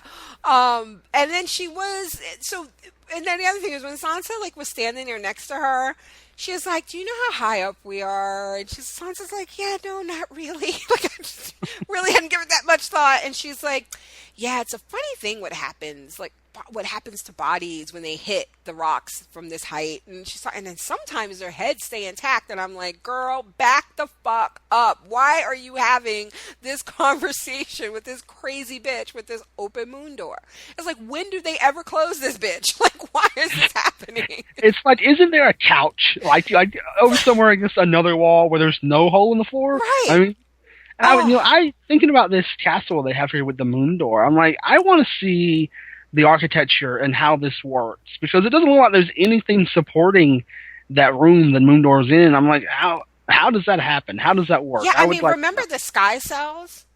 Remember they put Tyrion in that? Like, that is awful. Like, because I think I remember saying when we talked about this before, I roll when I sleep. Like, I'm a wild sleeper. Like, if you put me, I would be scared to fall asleep. Like, I would be sitting in the farther corner, So I think they had a scene of Tyrion waking up and he was a little too close to the edge. And I'm like, how do you let that happen to you when you're in a sky cell? Yeah, the Vale is I've not seen any parts of this place that looks comfortable or appealing or inviting. I see why they feel so safe and protected up there. It's just an awful fucking place.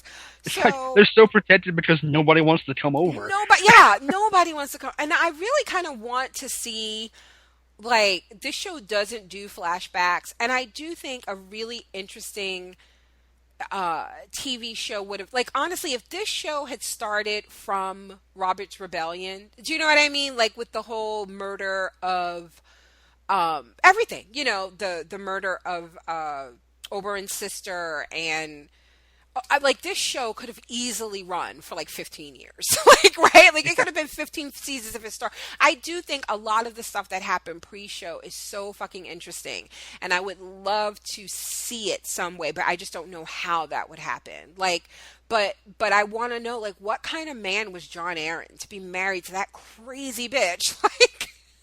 And he was an older man too. That's the other thing. Because remember, Walder Frey said after in last season's finale when he was talking to Roose Bolton after the Red Wedding, and he said they call me late Walder Frey because he basically did what Tywin did when Robert was rebelling. He was kind of not really wanting to get involved and send his men in. And by the time his bannermen arrived at the Trident, like the fight was over between Robert and Rhaegar. So they called him the Tully guy, Catelyn's father. Made up a nickname from people called him Late Walder Frey.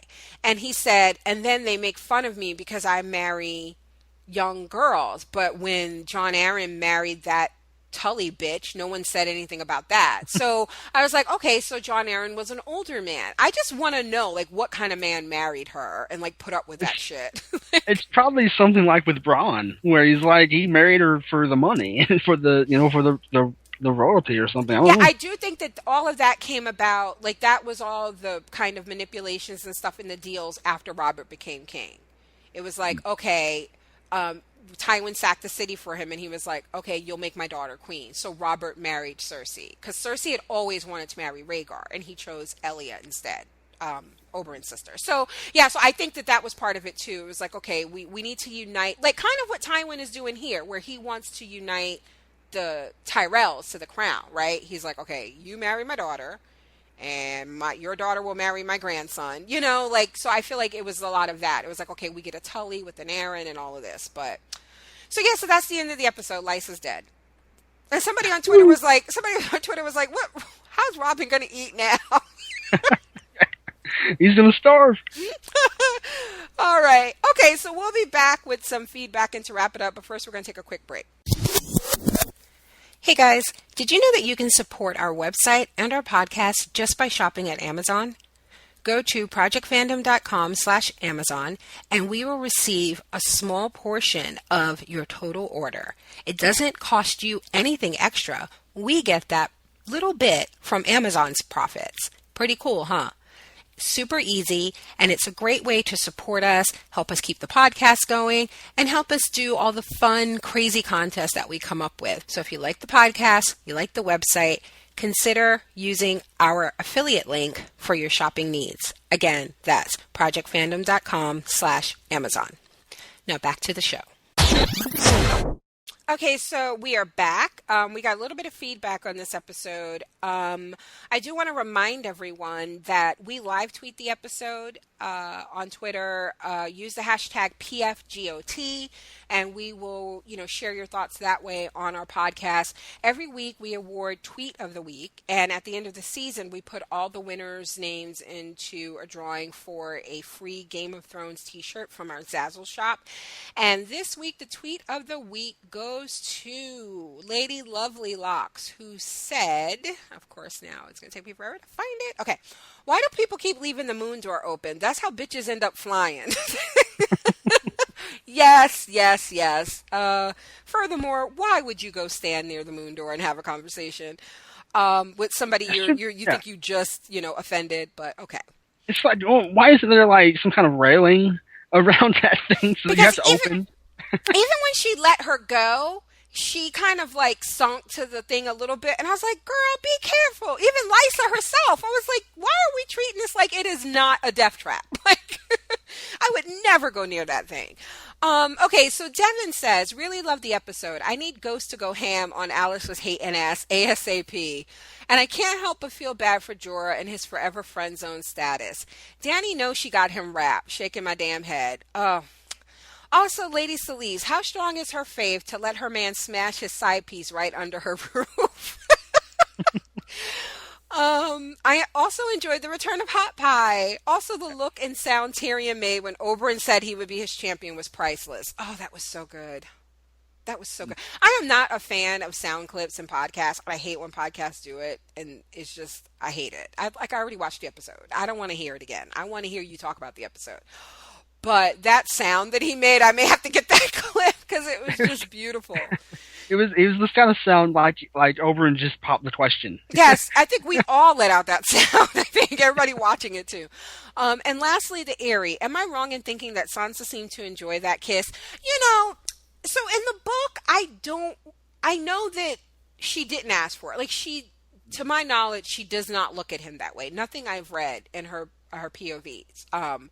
Seems to want this. I think she just, the point in the books, like the point that she is in now in the books and in the show, Sansa just wants to be safe. You know what I mean? She just wants a fucking relief of all of this drama and turmoil and all these horrible things happening to her. And she just wants some lemon cakes. And she just wants, you know.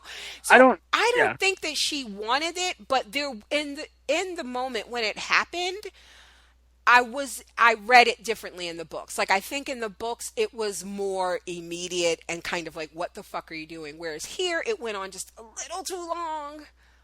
I think. Well, I don't think she wants it, and I don't think that I don't. I definitely don't want to see it.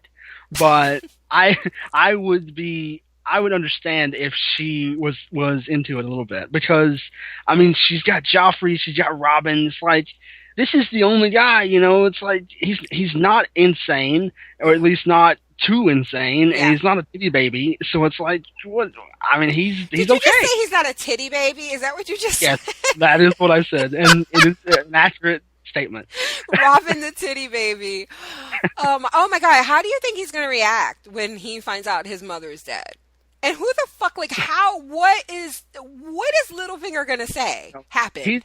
Robin is the kind of kid that I would say when he finds out he'll go jump through the moon door after her. He would just do us all a favor, is what you're saying? Yeah, he's like, Mom, I'm coming. Oh my god. So, I'm hungry. yeah, and I'm like, what is he gonna say? Although, it's like, I don't know there are lords there in that area, just like, you know, the Stark had, you know, there are other lords in the north. And, so I don't know who's left to really kind of question Littlefinger, but it's technically his now, right? Like, I mean, if he wants it, I mean, I think he could probably take it. I well, mean, because or Robin, he's I Wilford. don't know. It's just, I don't know. But the way they are so footloose and fancy free around that damn moon door, I don't think anybody would have trouble believing it was an accident. Like, I'm sure, I'm sure we're not the only ones. Like, why every time I come in this throne room, that moon door is open? Why? Like, I would like to see one scene with just one guy visiting, and he just like stays glued to the wall. yes. He's like, I don't want to go near that. Yes, that's how I would be. So, so he goes, it was so, still talking about the kiss. It was so gross. I don't know if it just seemed longer than it actually was. Yeah, see, that's the thing. I don't think what he's saying, and I don't think what I'm saying is that she wanted it. I don't, like I said, from reading the books, I never got the impression she wanted that kiss.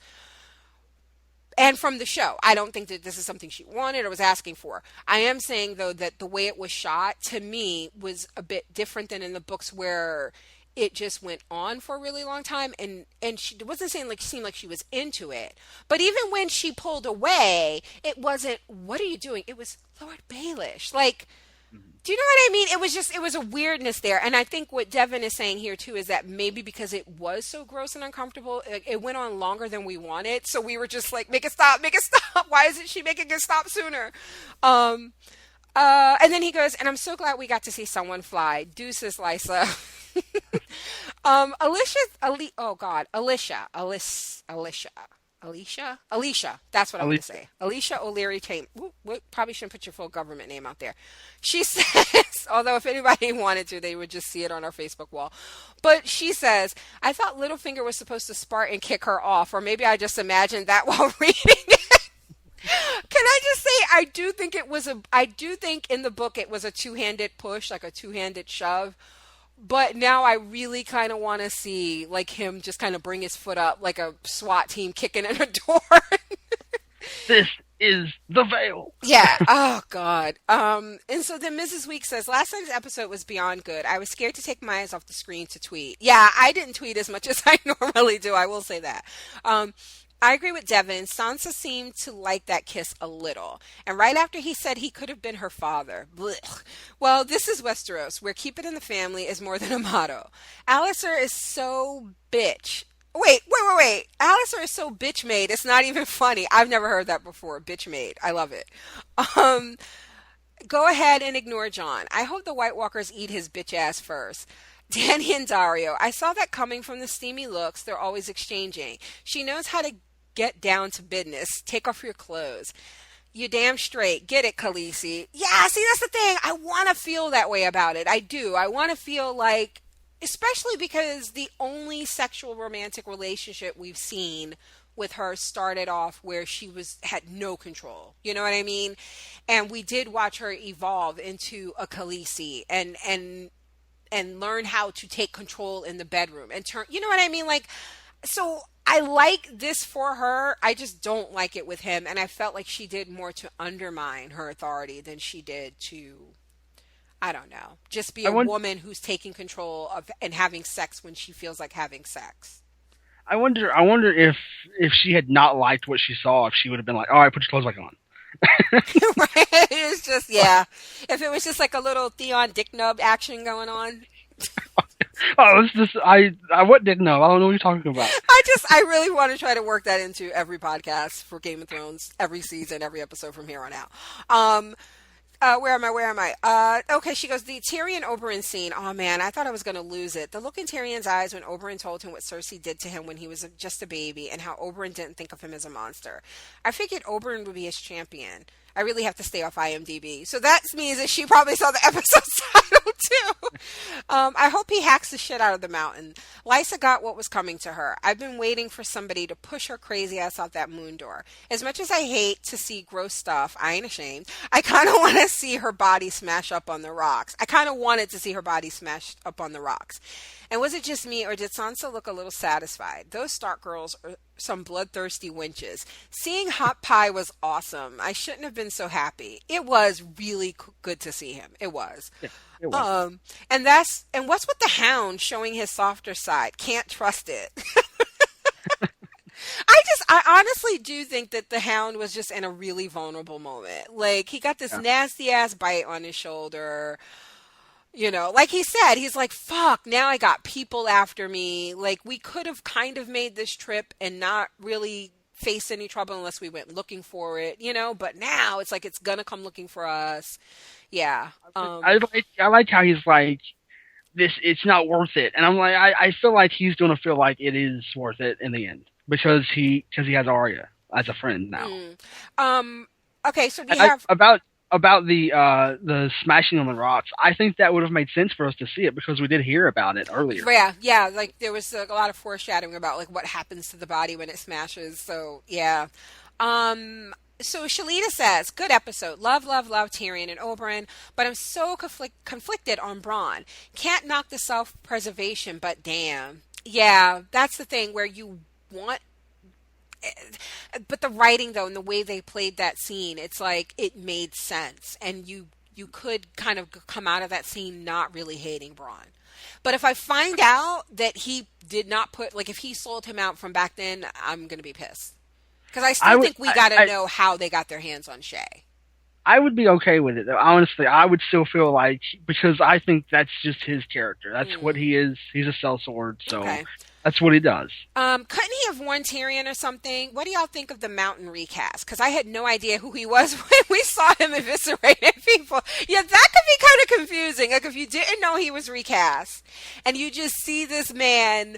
Because the first shot of him was blood pouring down on his face because he was holding some guy up by his stomach with his sword, like impaled on his sword. I could see where you're just like, wait, what's going on here? Oh, wait, and there was a moment, I meant to say this. So they have done, especially if you like this kind of pacing, a better job this season. I said at the start of the episode of just kind of like, we see all of Arya, then we move on to someone else. We see all of that person, then we move on to someone else. There's been very little cutting back and forth this season. So when they came back to Arya and the Hound, right, when he's like complaining about his wound, the shot begins with this wide open shot of a field, and I wasn't sure where we were or I thought we were done with them for the episode. So there was a moment where I thought it kind of looked like the scene the week before last with the dragon. I really thought we were about to see the dragon like burn up some kids or some more goats or sheeps or something, because I was like, what is this? Why is this? This is really nice and quiet. And then it was like, motherfucking cunt bitch. And I was like, oh, we're back to the Hound. Okay. But I totally... There's a soundbite right there. Like, I totally thought of you when I was like, uh-oh, something bad's about to happen because the scene is starting off way too calm. But then we went immediately into the Hound cussing, and I was like, oh, okay. Okay. Yeah, so I like the recast. I don't think he looks like the Hound, but that's okay. I do think that he is bigger than the prior two, and that's a good thing. But again, he had one line, and I just really feel like, I don't know. Like, I don't think he's a good actor. I don't think that's why he was cast, so it's okay. But before I say more, let me ask you, John, what do you think's going to happen? Do you have a prediction for who's going to win? So the trial by combat, like, how do you think that works? Like, because we talked about it before, like, in terms of, like, who gets to pick first, but now it doesn't matter because we know who the champions are. But is it, like, to the death? Who do you think's going to win? How do you think this is going to play out? I don't think I can answer that because I think I already know. Not because I got spoiled, but because I think I already know. Okay. So I don't really want to say, but Okay. I think But you think you know how it's going to play out? Yeah, I think there's going to be some death. Some death. Okay, so this is not going to end in like a draw or something. Nobody, No. and we already see like I think the other thing too is like the Hound. I mean, excuse me, the Mountain. Like I said, he doesn't know the meaning of the word mercy. So even if like we felt like there was a position where if he's beating Oberyn's ass and Oberyn's like, okay, uncle, like it feels like the Hound doesn't seem like somebody who he fights to the death no matter what. It seems right. Not the Hound. Excuse me, the Mountain. So yeah. I do think the recast makes a lot of sense considering that it is the trial by combat. So I mean, to recast him as this bigger guy makes so much sense because you want him to be the most imposing guy that you can find. Because I feel like the last two guys were tall and everything, but like the armor and stuff, like they were always in heavy armor. So like even with Brienne, like Brienne's a tall woman, the actress who plays her, but she's not huge in terms of like body size. But when I noticed the way they dressed her in the armor, there was even a point I remember in the end of season 2 where she first took Jamie and they came across those Stark guys that had hung those women or hung those women. There was a point when she was fighting where I wondered if they were manipulating with costuming. Do you know what I mean? Like making her look taller than she is. But no, I found out that she is like 6'2". She is a big woman. But maybe they were Tom Cruising her. Yeah, but with the armor, I do think that you know what I mean? I do think they do make people look bigger than they are. Even the guy who plays the Hound. But with this guy, you don't need to do shit. Like he is probably the biggest man they could have found. And they got him.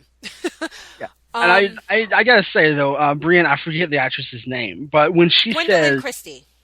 Yeah, they just popped into my head. Go ahead. Her, I think when she says "you were saying" to Podrick, I think that like her being sarcastic really softened her features, and I think she looked really attractive in that scene. Yeah, I've seen pictures of her, like like photo shoots. She I think she was a model for a while. 'Cause she is super tall. She looks really good outside. The show does a really good job of making her look not ugly, but just not like you wouldn't look at her and even think, oh, because even when they've cleaned her up on the show, she still looks kind of hard. You know, I think because like, and she has the facial expression where she's always kind of like scowling. Yeah. But in that moment, she let that go, and I think that you could see that she really is a pretty woman. Yeah. So she goes, I can't wait for Oberyn versus the Mountain fight. They need to sell tickets for that thing to raise money for the crown. Arya's a little murdering machine. Do you think she'll eventually take the Hound off her list? So you said that, right? Like you said you'd be surprised if he's still on there. I can't answer because I've read the books. Well, I think that means that he's going to die.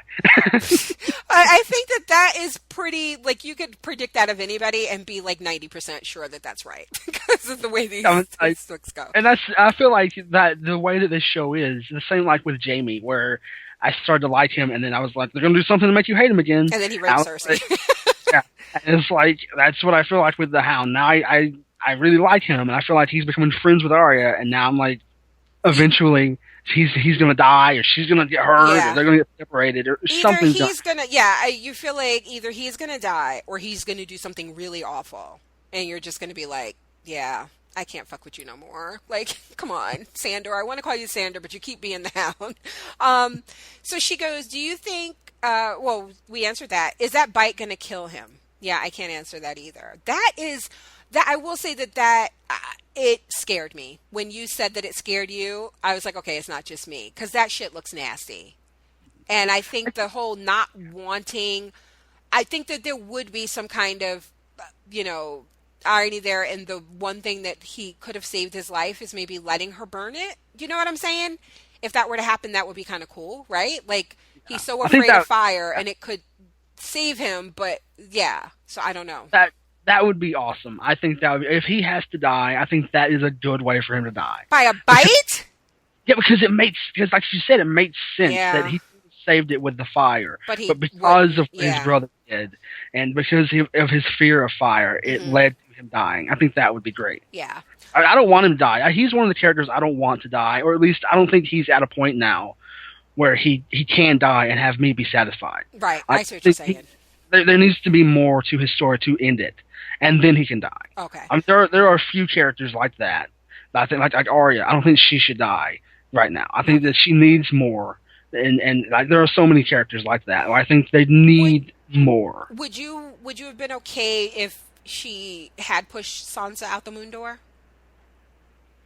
I think I would have been okay with that. Yeah, but I mean, not. I don't.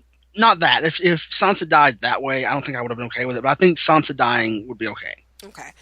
So she goes, is that bike going to kill him? Because that thing looked a hot mess.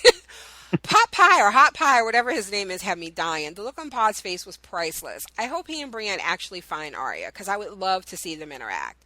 Yeah, can you imagine the Pod, Arya, Hound, Brienne roadshow? Like, that would be awesome. I would think there would be a fight between Brienne and the Hound because if they come across each other because she is out there to get him and he has her and they don't know. I don't think Arya would let that happen though. Yeah, that's what I'm saying. It's Yeah. like, she doesn't know about their relationship, the Arya and Hound relationship up to this point. So if there was some way for them to come across each other without Arya knowing, like maybe she's off water dancing and Brienne comes across the Hound, and that happened, that would be interesting. Okay. She goes, so on a scale of... You're like, yes, that is interesting. I can't say anything. I know. It kind of sucks. So on a scale of 1 to I'm about to lose my dinner, how gross was that little finger Sansa kiss? Ew, you could have been my child. Let's make out. Ew, but I love Sansa slapping that brat Robin, and I totally enjoyed seeing Lysa fly. Love it. I don't hate on new Dario like everyone else, but I was okay with Dany getting a little something. It's been quite some time. She was due. But even better was Jorah coming up as Dario walked out buttoning his shirt. Oh, I felt so bad for Jorah. Last and least would be Dragonstone. Was it me or did Selyse want to sample Melisandre too? Did you think that there was some sexual kind of like... Yeah, I when she was looking at her, like she was looking at her in the bath, and then she was looking at her while she was standing there. Like the camera did do like look at her ass, like from the point of view, and so I was like, yeah, there may be something there. I think that I don't know one way or the other. I can see that, but I could also see it being kind of like looking at her. Yeah. Kind of like when you find out, like, you know, when you've been cheated on, and then it's like. Then you think you want to know all the details. Like, you know what I mean? Like, what was it about her that made you, you know what I mean? So I could see her also kind of looking at her and looking at her how she imagined Stannis would see her. Do you know what I mean? Like, that kind of thing. You find out an ex has a new girlfriend. You're like, you look at that new girlfriend to see what they see in them. Right. And you try to put yourself in that person's shoes. And so in her case, she would be putting herself in Stannis' shoes and looking at her like, oh, okay, those little butt dimples that she got. I wonder if he likes that. Or her breasts are like this. I wonder if he liked that, you know, that type of thing. Is she an upgrade? Did he upgrade from me? Yeah, yeah, that's what I think. So, I mean, that's what I think it was, but it could be the other thing too. It could be both. But there was definitely something there. Yeah, she wasn't just like looking at her like, or not noticing. She was definitely noticing her in some way. Maybe she's like, oh, now I see what he saw in you. And then she's like, I'm hot for you too. Right. We should have a three-way. I thank the Lord every day for bringing you to us. This is the second time she said that. So the way the camera panned made it look like she was checking her out. Yeah, that's what I just said. And I hope they don't hurt Shireen. Thanks for letting me post. I hope it's not too long ass. No, it's just fine. Then Kelly says, at the beginning of the episode, Jamie's face was like, dude, what the fuck? I thought we had this shit figured out. Hey, I said in my recap, it's like on those episodes of Law and Order when the person on trial does something so ridiculous and then the lawyer drags them back and it's like, what the fuck did I tell you? Did I not tell you to keep your mouth shut? I really felt like that, like the kind of behind the scenes courtroom scene where the the person on trial just got their ass handed to them. There should have been a da-dum. Yeah, right. Bronn and Tyrion keeping it real. Yeah, that was about as real as it gets. Why is it that Tyrion has not questioned why or how Shay was still in King's Landing? Kelly, I said the same thing, girl. I said the same thing. Well, maybe we'll get some answers next time. There's just no chemistry between this new Dario and Dany. I didn't like their scene. It was boring to me. It just occurred to me what's been bothering me about Dany this whole season. She's practically expressionless. What happened to her emotions? We don't really see emotions unless she's threatening people anymore. It's he can live in my new world or die in his old one. We will answer injustice with justice. Like, she gets emotional when she's all about vengeance and all this, but which is, it has its place. Like Jorah said, I just really want the Marine stuff to be over with, and it's just beginning. So I just want her to get to Westeros. Where are we? I did not want to see the Red Woman naked. Then she's like, see all my tricks in a jar? Don't you wish you had some of this lust dust? Lust dust! Oh, I never particularly found her attractive. And I remember a friend of ours we were talking about, one of, might have been when's the season with the smoke monster baby? 2.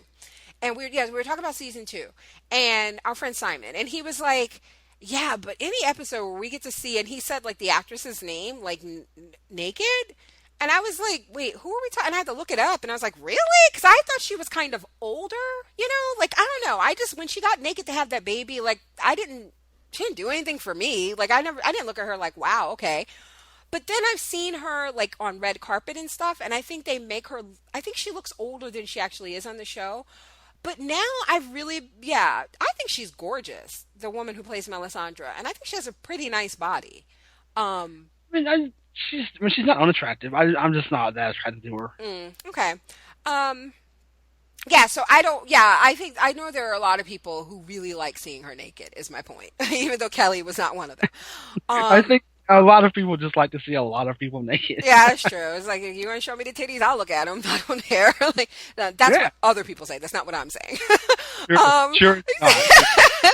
Then Kelly says, I'm worried about what they're planning to do with little Shireen. Yeah, I just think that she makes a big point about King's Blood a lot. And so that has me worried, because it would be kind of interesting to see what happens now that Davos let Gendry go, right? Thinking that's not right. But maybe, he is really close to Shireen, so there is some kind of like irony there, right? Like, you let this guy go because you didn't want him used, and you really like Shireen, and now by letting him go, you've put the Red Woman in a position where the only King's Blood left to use is Stannis' daughter, So, I don't know. And then she goes, Jorah, blah, blah, blah, more boring. Arya, you need to burn away that horrible bite there. And by horrible... Wait, no, you need to burn away that horrible bit there. And by horrible bit, I mean your whole head. I think she was really just going to help him. Like, when she came at him with the fire, I think she really was like, dude, we need to take care of that, because that's gross. And that will fuck you up. I don't think the Hound was thinking she was threatening him either. I think he was afraid of fire. It's like, I don't think there was any real threat there from on either side. Yeah. This is like, he ain't about that fire life. He just ain't. So, Hot Pie, you cannot give up on the gravy. LOL, that kid is awesome. And finally, she says, the Oberyn and Tyrion scene was so great. I love Oberyn's compassion for Tyrion, even when he was an infant, and his ability to see Cersei for the wicked bitch she is, and was even as a child. Yeah. Oberyn's pretty much the best. Like, there are characters like him and Bronn and Shay that are more fully realized as characters in the show. Like, do you know what I mean? Like, in the books, he was okay. But on the show, he's quickly become probably one of my favorite characters. Like, I would say him and Arya are probably like my 2 favorite characters in the show right now. Well, he's second for me behind Tyrion. Oh, yeah, Tyrion. How can I forget Tyrion? Yeah, so for me, my top 3 would be like Tyrion, Arya, and Oberyn. And I want Dany to be higher, but I really feel like, as a character, George R. R. Martin has totally fucked her up with this whole Marine shit and freeing these cities. She's fallen for me too. Like, she was my favorite character in the first season for sure, Yeah. and then Jon Snow. And I'm like, Jon Snow is like third for me, and then Arya, but then Danny is just way down now. Yeah, they need and I don't know what it's going to take. I don't know if it's like finally trying to figure out getting to Westeros. I don't know what it's going to take to change the story for me, but okay, so that's it. That's all It the feedback we got. it it feels like Dorne is like the best place. Oh my Like it God, seems like, I totally want to go to Dorne. yeah, it seems like that's. I mean, all the people there seem okay, Awesome. and so far, Yeah, they don't mind bastards. They're like sexually free. They don't judge people by who they want to sleep with. They totally frown on raping and murdering young children and their moms. Like it's like and that's Dorne is awesome. yeah. I think that the fact that Oberyn, like when he was a kid, he was an open person. Hmm. Like that's indicative of where he's Yeah. from. Yeah, Dorne and Bravos are on my list of I wish those were real places that I could visit. That's I think it. Bravos because of the architecture is more. I don't think we know enough Well, really. we know that's where the Faceless Men are from, though. Yeah, well, but that scares the fuck out of me. Why would I want to go somewhere like that? That's true. Because you don't want to be in a place where all somebody has to do is drop your name and you'll be dead Yeah. like that. You piss off the wrong person in Bravos. True, true. So thank you guys for listening. I'm just going to tell you some stuff that we have coming up. There's a lot of cool stuff coming up on the website and the podcast. And then we're going to call it a night. Again, when you hear the outro music, you can turn off the podcast if you don't want to talk book spoilers. But I will be talking about some stuff that's coming up, some stuff that occurred to me while watching this episode. And I got a email from Devin that I'm going to read in the spoiler section. So, but first, let me just remind everybody that iTunes reviews are huge for us, and we haven't had any in a few weeks. So if you could, please take a moment to go to iTunes, leave us a 5-star review, and let us know that you like the podcast, and we'll read it on the air. Reviews on iTunes helps us find new listeners, so we'd really, really appreciate it. We're also on Stitcher, and we could use some reviews there as well. We're on quite a few playlists. People are listening. Downloads look good. But, give us a shout out. Let us know how you found the podcast and what you think of it. That's how we get better. So there's that. We are still doing our Throwback Thursday podcast. I don't think I've mentioned that in a couple of weeks, but we do a podcast called Project Fandom's Throwback Thursday, which is also available on iTunes and on Stitcher. We cover great TV shows no longer on the air. And right now we're covering the first season of Veronica Mars and the first season of Heroes. So every Thursday, that podcast puts out 2 episodes. Check it out. We're really excited because we keep finding other shows that were good that are no longer on that we want to cover. There's Friday Night Lights, there's Misfits. So I'm having a lot of fun doing that. I don't know about you, John, but Yeah, it's been awesome, especially with the way that it's different. Like we watch Heroes again, and I'm watching Veronica Mars for the first time, so it's very fun. Yeah, doing it's that. fun. It's been a really, we record those on the weekends. They come out on Thursday. It's one of the things that between that and like Game of Thrones, why I look forward to my weekends. So hopefully, you guys are checking out and enjoying it as well. And we're starting a 3rd podcast because apparently I don't have enough to do, and neither does John. And we're just sitting around going like, yeah, how can we put more shit on our plate? Well, we're going to do a 3rd podcast. It's going to be called Project Fandom's Book Club. And, it really does, just so that you guys know, the reason that I started the website and brought John in and was just like, these are the things that I love talking about, and I love talking about it with, you guys. And this is why it's fun to be a fan of stuff, is talking about it with other people, even when we disagree. Like, John and I disagree on certain episodes and TV shows and stuff, but it's never, not fun to talk about it with my friends. And so the same thing, it goes with books, not just the TV shows that we watch. And we all separately read a lot of good stuff and talk about it. And I just thought it would be a lot of fun to do that in a podcast and to turn you guys on to some books that, maybe you didn't know about, and a way for you guys to introduce good books to us. So it'll be a monthly podcast. It's just one podcast a month. And the first book that we're going to read is called Coldbrook by Tim Lebon. I hope I'm saying that right. I will link it in the show notes for this, and you can look for an official announcement on our website in a few days for this. But again, it's going to be called Project Fandom's Book Club. So I will let you guys know when and where you can subscribe to it. But if you want to, join in, the book is called Cold Brook by Tim Lemon. I will link it. You want to get the book. We're probably going to record the podcast for that at the end of June. And then we'll let you know what July's book is going to be. So you'll have a full month to read the book. We're not going to be picking these huge, George R. R. Martin type books because we want to make sure like 4 weeks is enough time to read it. But, that would be another reason you might want to join our Podcast Fandom Crew Facebook group. So just do a search for that. Maybe we'll start a separate group for the book club. So, you can always keep up with what the book is, that we're reading and submit feedback on it that we will read on the podcast and talk about what we liked about the book and what we didn't. And I will always be the host of that. But, the co-host may switch out from different team members of Project Fandom, depending on who's interested in reading what. So the first one is going to be John and Chance. Chance writes for the site. He covers a lot of book and movie reviews and comic reviews. So so hopefully you guys will come along for that journey with us. I'm really, really excited. The internet. Where can you find us? So we're on Twitter at Project Fandom. We're at ProFanman as well. Like I said, please come hang out with us every Sunday night. We live tweet the episode of Game of Thrones. Next Sunday, there is no new episode because of Memorial Day. Yeah, sons of bitches. I know. And it is my 12th wedding anniversary next Sunday. So it's not like I won't have other things to do, but...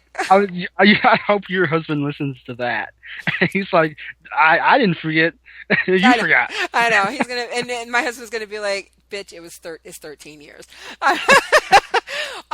But we are both disappointed because we really thought we were going to end our anniversary night by like watching some, the Viper versus the Mountain. But no, we got to wait an additional week for that. But anyway, we will be back when Game of Thrones is back to live tweet it. Use the hashtag PFGOT to join the conversation.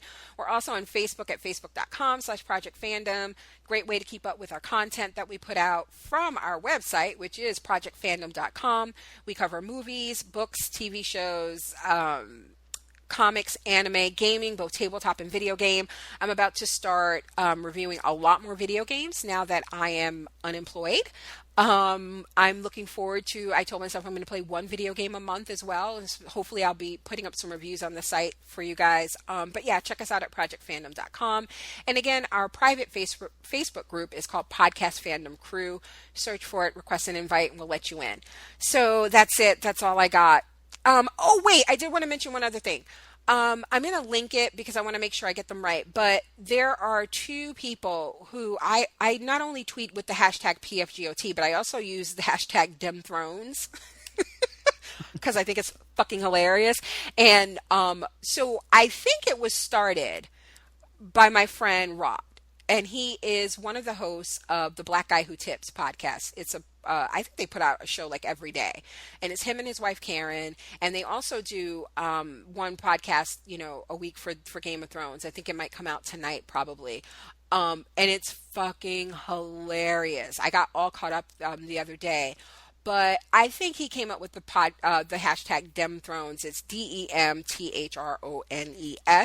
And then my friend Chris, who hosts the Insanity Report podcast, he also uses that hashtag. So I just wanted to give them credit because I also throw that up when I'm tweeting, and we get a lot of new followers and people interacting with us from using their hashtag as well as our own. So, just want to give credit and show a little love to those guys. So if you've seen me use that hashtag, that's why I'm using it. And anybody who's found our podcast from that hashtag, we really appreciate it. So that is it. No, that is not it. Oh, shit, sorry.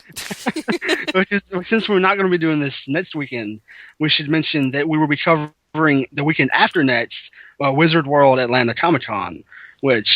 That'll be interesting. Yes, that's right. So John is going to represent our website for the whole weekend at Wizard World Atlanta Comic Con, like he just said. So that will be great, and maybe we'll do a show on that. Like if you go and you have stuff that you want to talk about, maybe we can just do a quick podcast like we did when I covered the Portland one.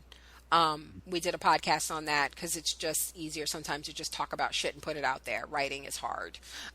Writing takes a lot more time, believe it or not. So, but yeah, we will be doing that. And just a reminder that our summer schedule, so yeah, there's only 3 more episodes of Game of Thrones, but that doesn't mean that the podcast goes quiet over the summer.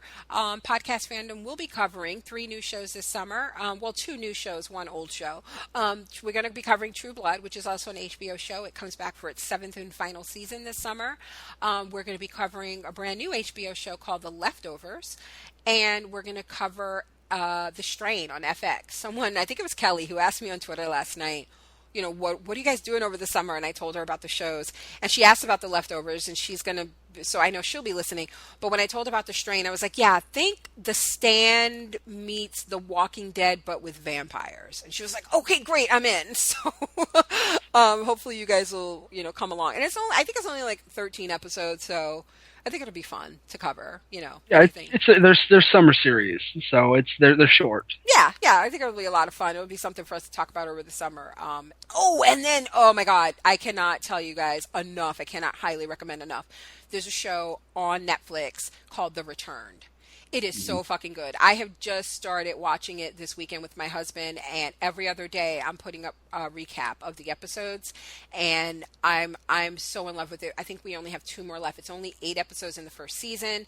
The premise is very much like the television show Resurrection, which I did a podcast for that first season. I think it was only 8 episodes on ABC, where it's people who come back from the dead, and there's no like rhyme or reason. They come back from different points in time, to this small French town. It is in French. It's subtitled, so if that's not your kind of thing, but it's so good, like it should not matter. Like it's so good. And there is a book out called The Return, which same premise, but totally different. Like this show is, the French show is not based on that book. I think they both came out around the same time, same premise, same title, but they're unrelated. The show Resurrection, the American show Resurrection, is based off of that book, but this is not related to either, and it's really, really good.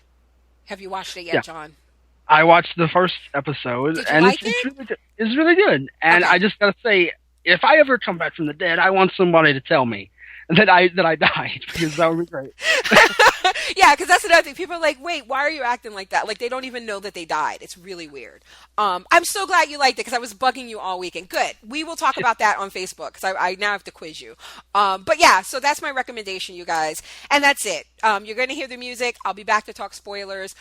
But other than that, John and I and Megan will be back in 2 weeks to discuss Game of Thrones Season 4, Episode 8, The Viper and the Mountain. We'll see you in 2 weeks.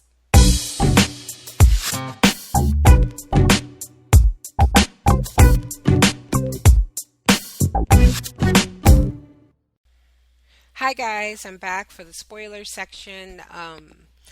So it is Tuesday at almost 10 a.m. Pacific time.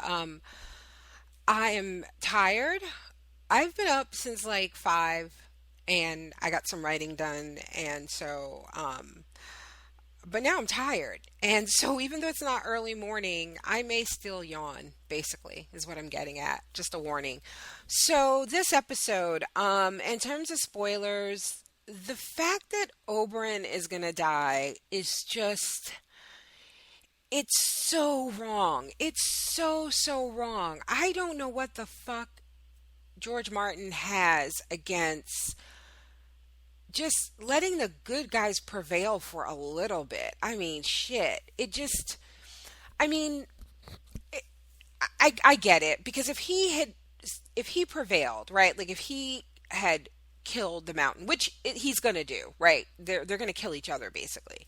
But if he had done that and lived, I don't know where then his story could go from there. Like it just, I don't know. It feels like when he stood up in this episode and was like, I'm going to start with the mountain, and presumably, like, you would think he'd be like, and then I'm going to deal with your funky father, and then I'm going to fuck your sister up, and like, I'm going to, take my revenge. When he did that and he said that, even though I knew differently, I was just so hopeful. And it just reminded me of how hopeful we were when we read the books, right? Because we were like, yes, Tyrion has a savior. This is all going to work out. And then no. So yeah, that's pretty fucked up. I'm gonna get to this spoiler question that I got from Devin. Thank you, Devin. We wouldn't have a spoiler section if it wasn't for you. He says, we finally got the answer to my spoiler question of how the Hound would get injured since they already passed the end. Yeah, let's talk about this injury for a second. So, I feel like I thought he got like stabbed or scratched in the book, right? And I hope I wasn't giving away too much because John kind of took me by surprise when he was mentioning how the bite, might kill him. Um, but I do like the idea of him dying by something so, you know, it's almost like of all the things to take down this mean motherfucker, this huge, it would be like the mountain dying because he got a hangnail infected. Do you know what I mean? Like, it just feels like the ridiculousness of it is off the charts. And the fact that such a massive force to be reckoned with is going to be taken down by a bite mark is just fucked up and sad. But I do like the idea that, fire could have maybe saved him. And he refused it because of his fear of fire. And it's like, his brother ends up killing him after all, putting that fear, scarring him like that, and then putting that fear that in him that, makes it so that he can't allow the help that would have eventually, probably saved him is really, really sad and fucked up. And yeah, so that sucks. But yeah, the bite mark. A lot of people didn't like the scene between the Hound and Arya and that dying man, the farmer. I really liked it, and I liked how even Arya and the Hound's body language. It's been evolving and changing. Just little, yeah, they are. I think the conversation that they had when he talked about how his brother hurt him, I feel like that was the one of the first real conversations of them of their relationship evolving beyond like, prisoner and captor. But I feel like their body language and the way they interact with each other in front of other people evolved before that. I felt like that conversation was them finally catching up to what we could all see happening. And I think in that scene where they were talking to the farmer that was dying, it was evident more than any other scene. So when he gives the man the water and then he stabs him, there was no reaction from Arya.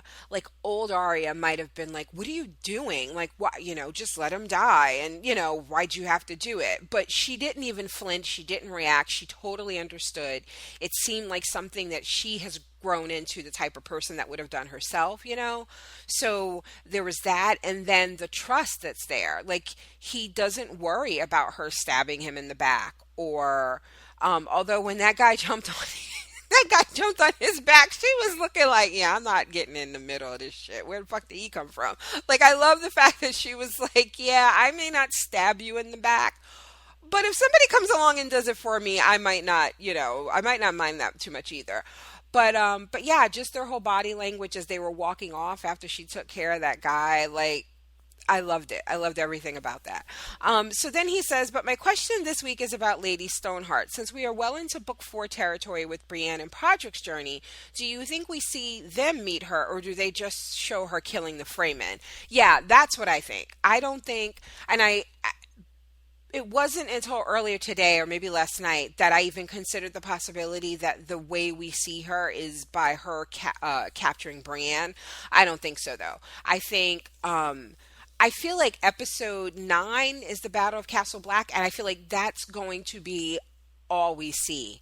So that's why I feel like they can like stretch out some stuff. So I think next week with the fight and then Oberyn dying, I think 9 is Tyrion's escape and when he's gonna murder Shay and Tywin.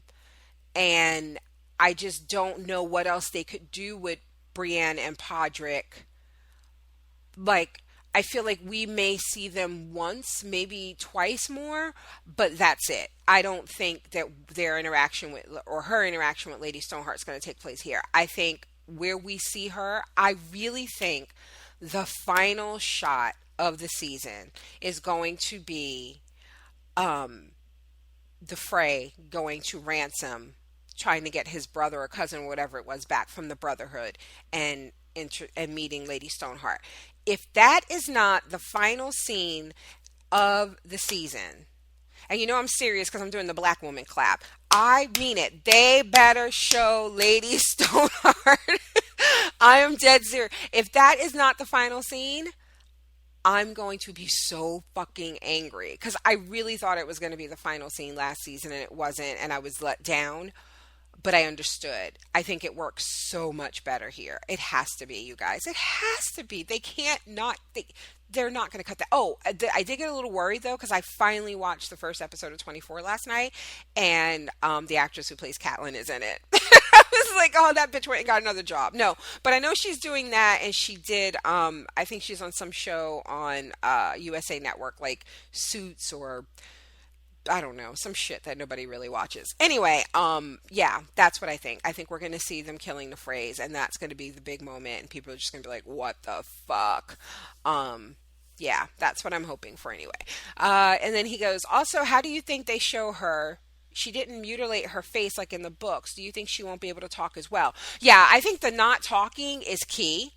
And going to make it extra spooky. And because her throat was slit, then I think it's guaranteed that she's not going to be able to talk.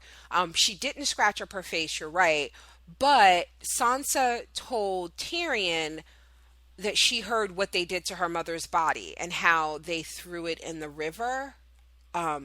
So I have a feeling that she's going to be kind of decomposed and gross looking from maybe injuries of being in the water. Does that make sense? So she will still look,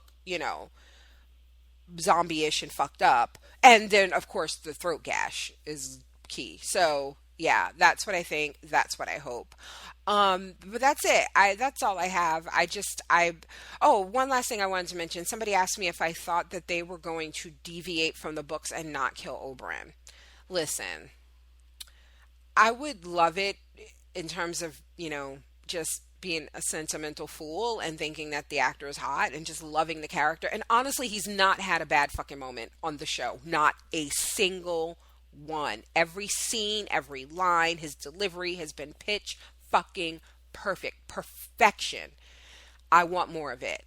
But as a writer, I just, you just can't do that, because where does he go from there? Like, and I think the whole introduction of his daughters and how angry they are, what happened to him, like, you lose all of that if you let him live because TV fans really like the actor. So no, he's gone. He's dying.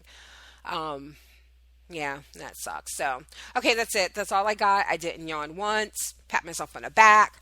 That's it. I'm going to get this bad boy up and uploaded for you. Sorry it was another long one, but what can I say? It's Game of Thrones. See you in 2 weeks.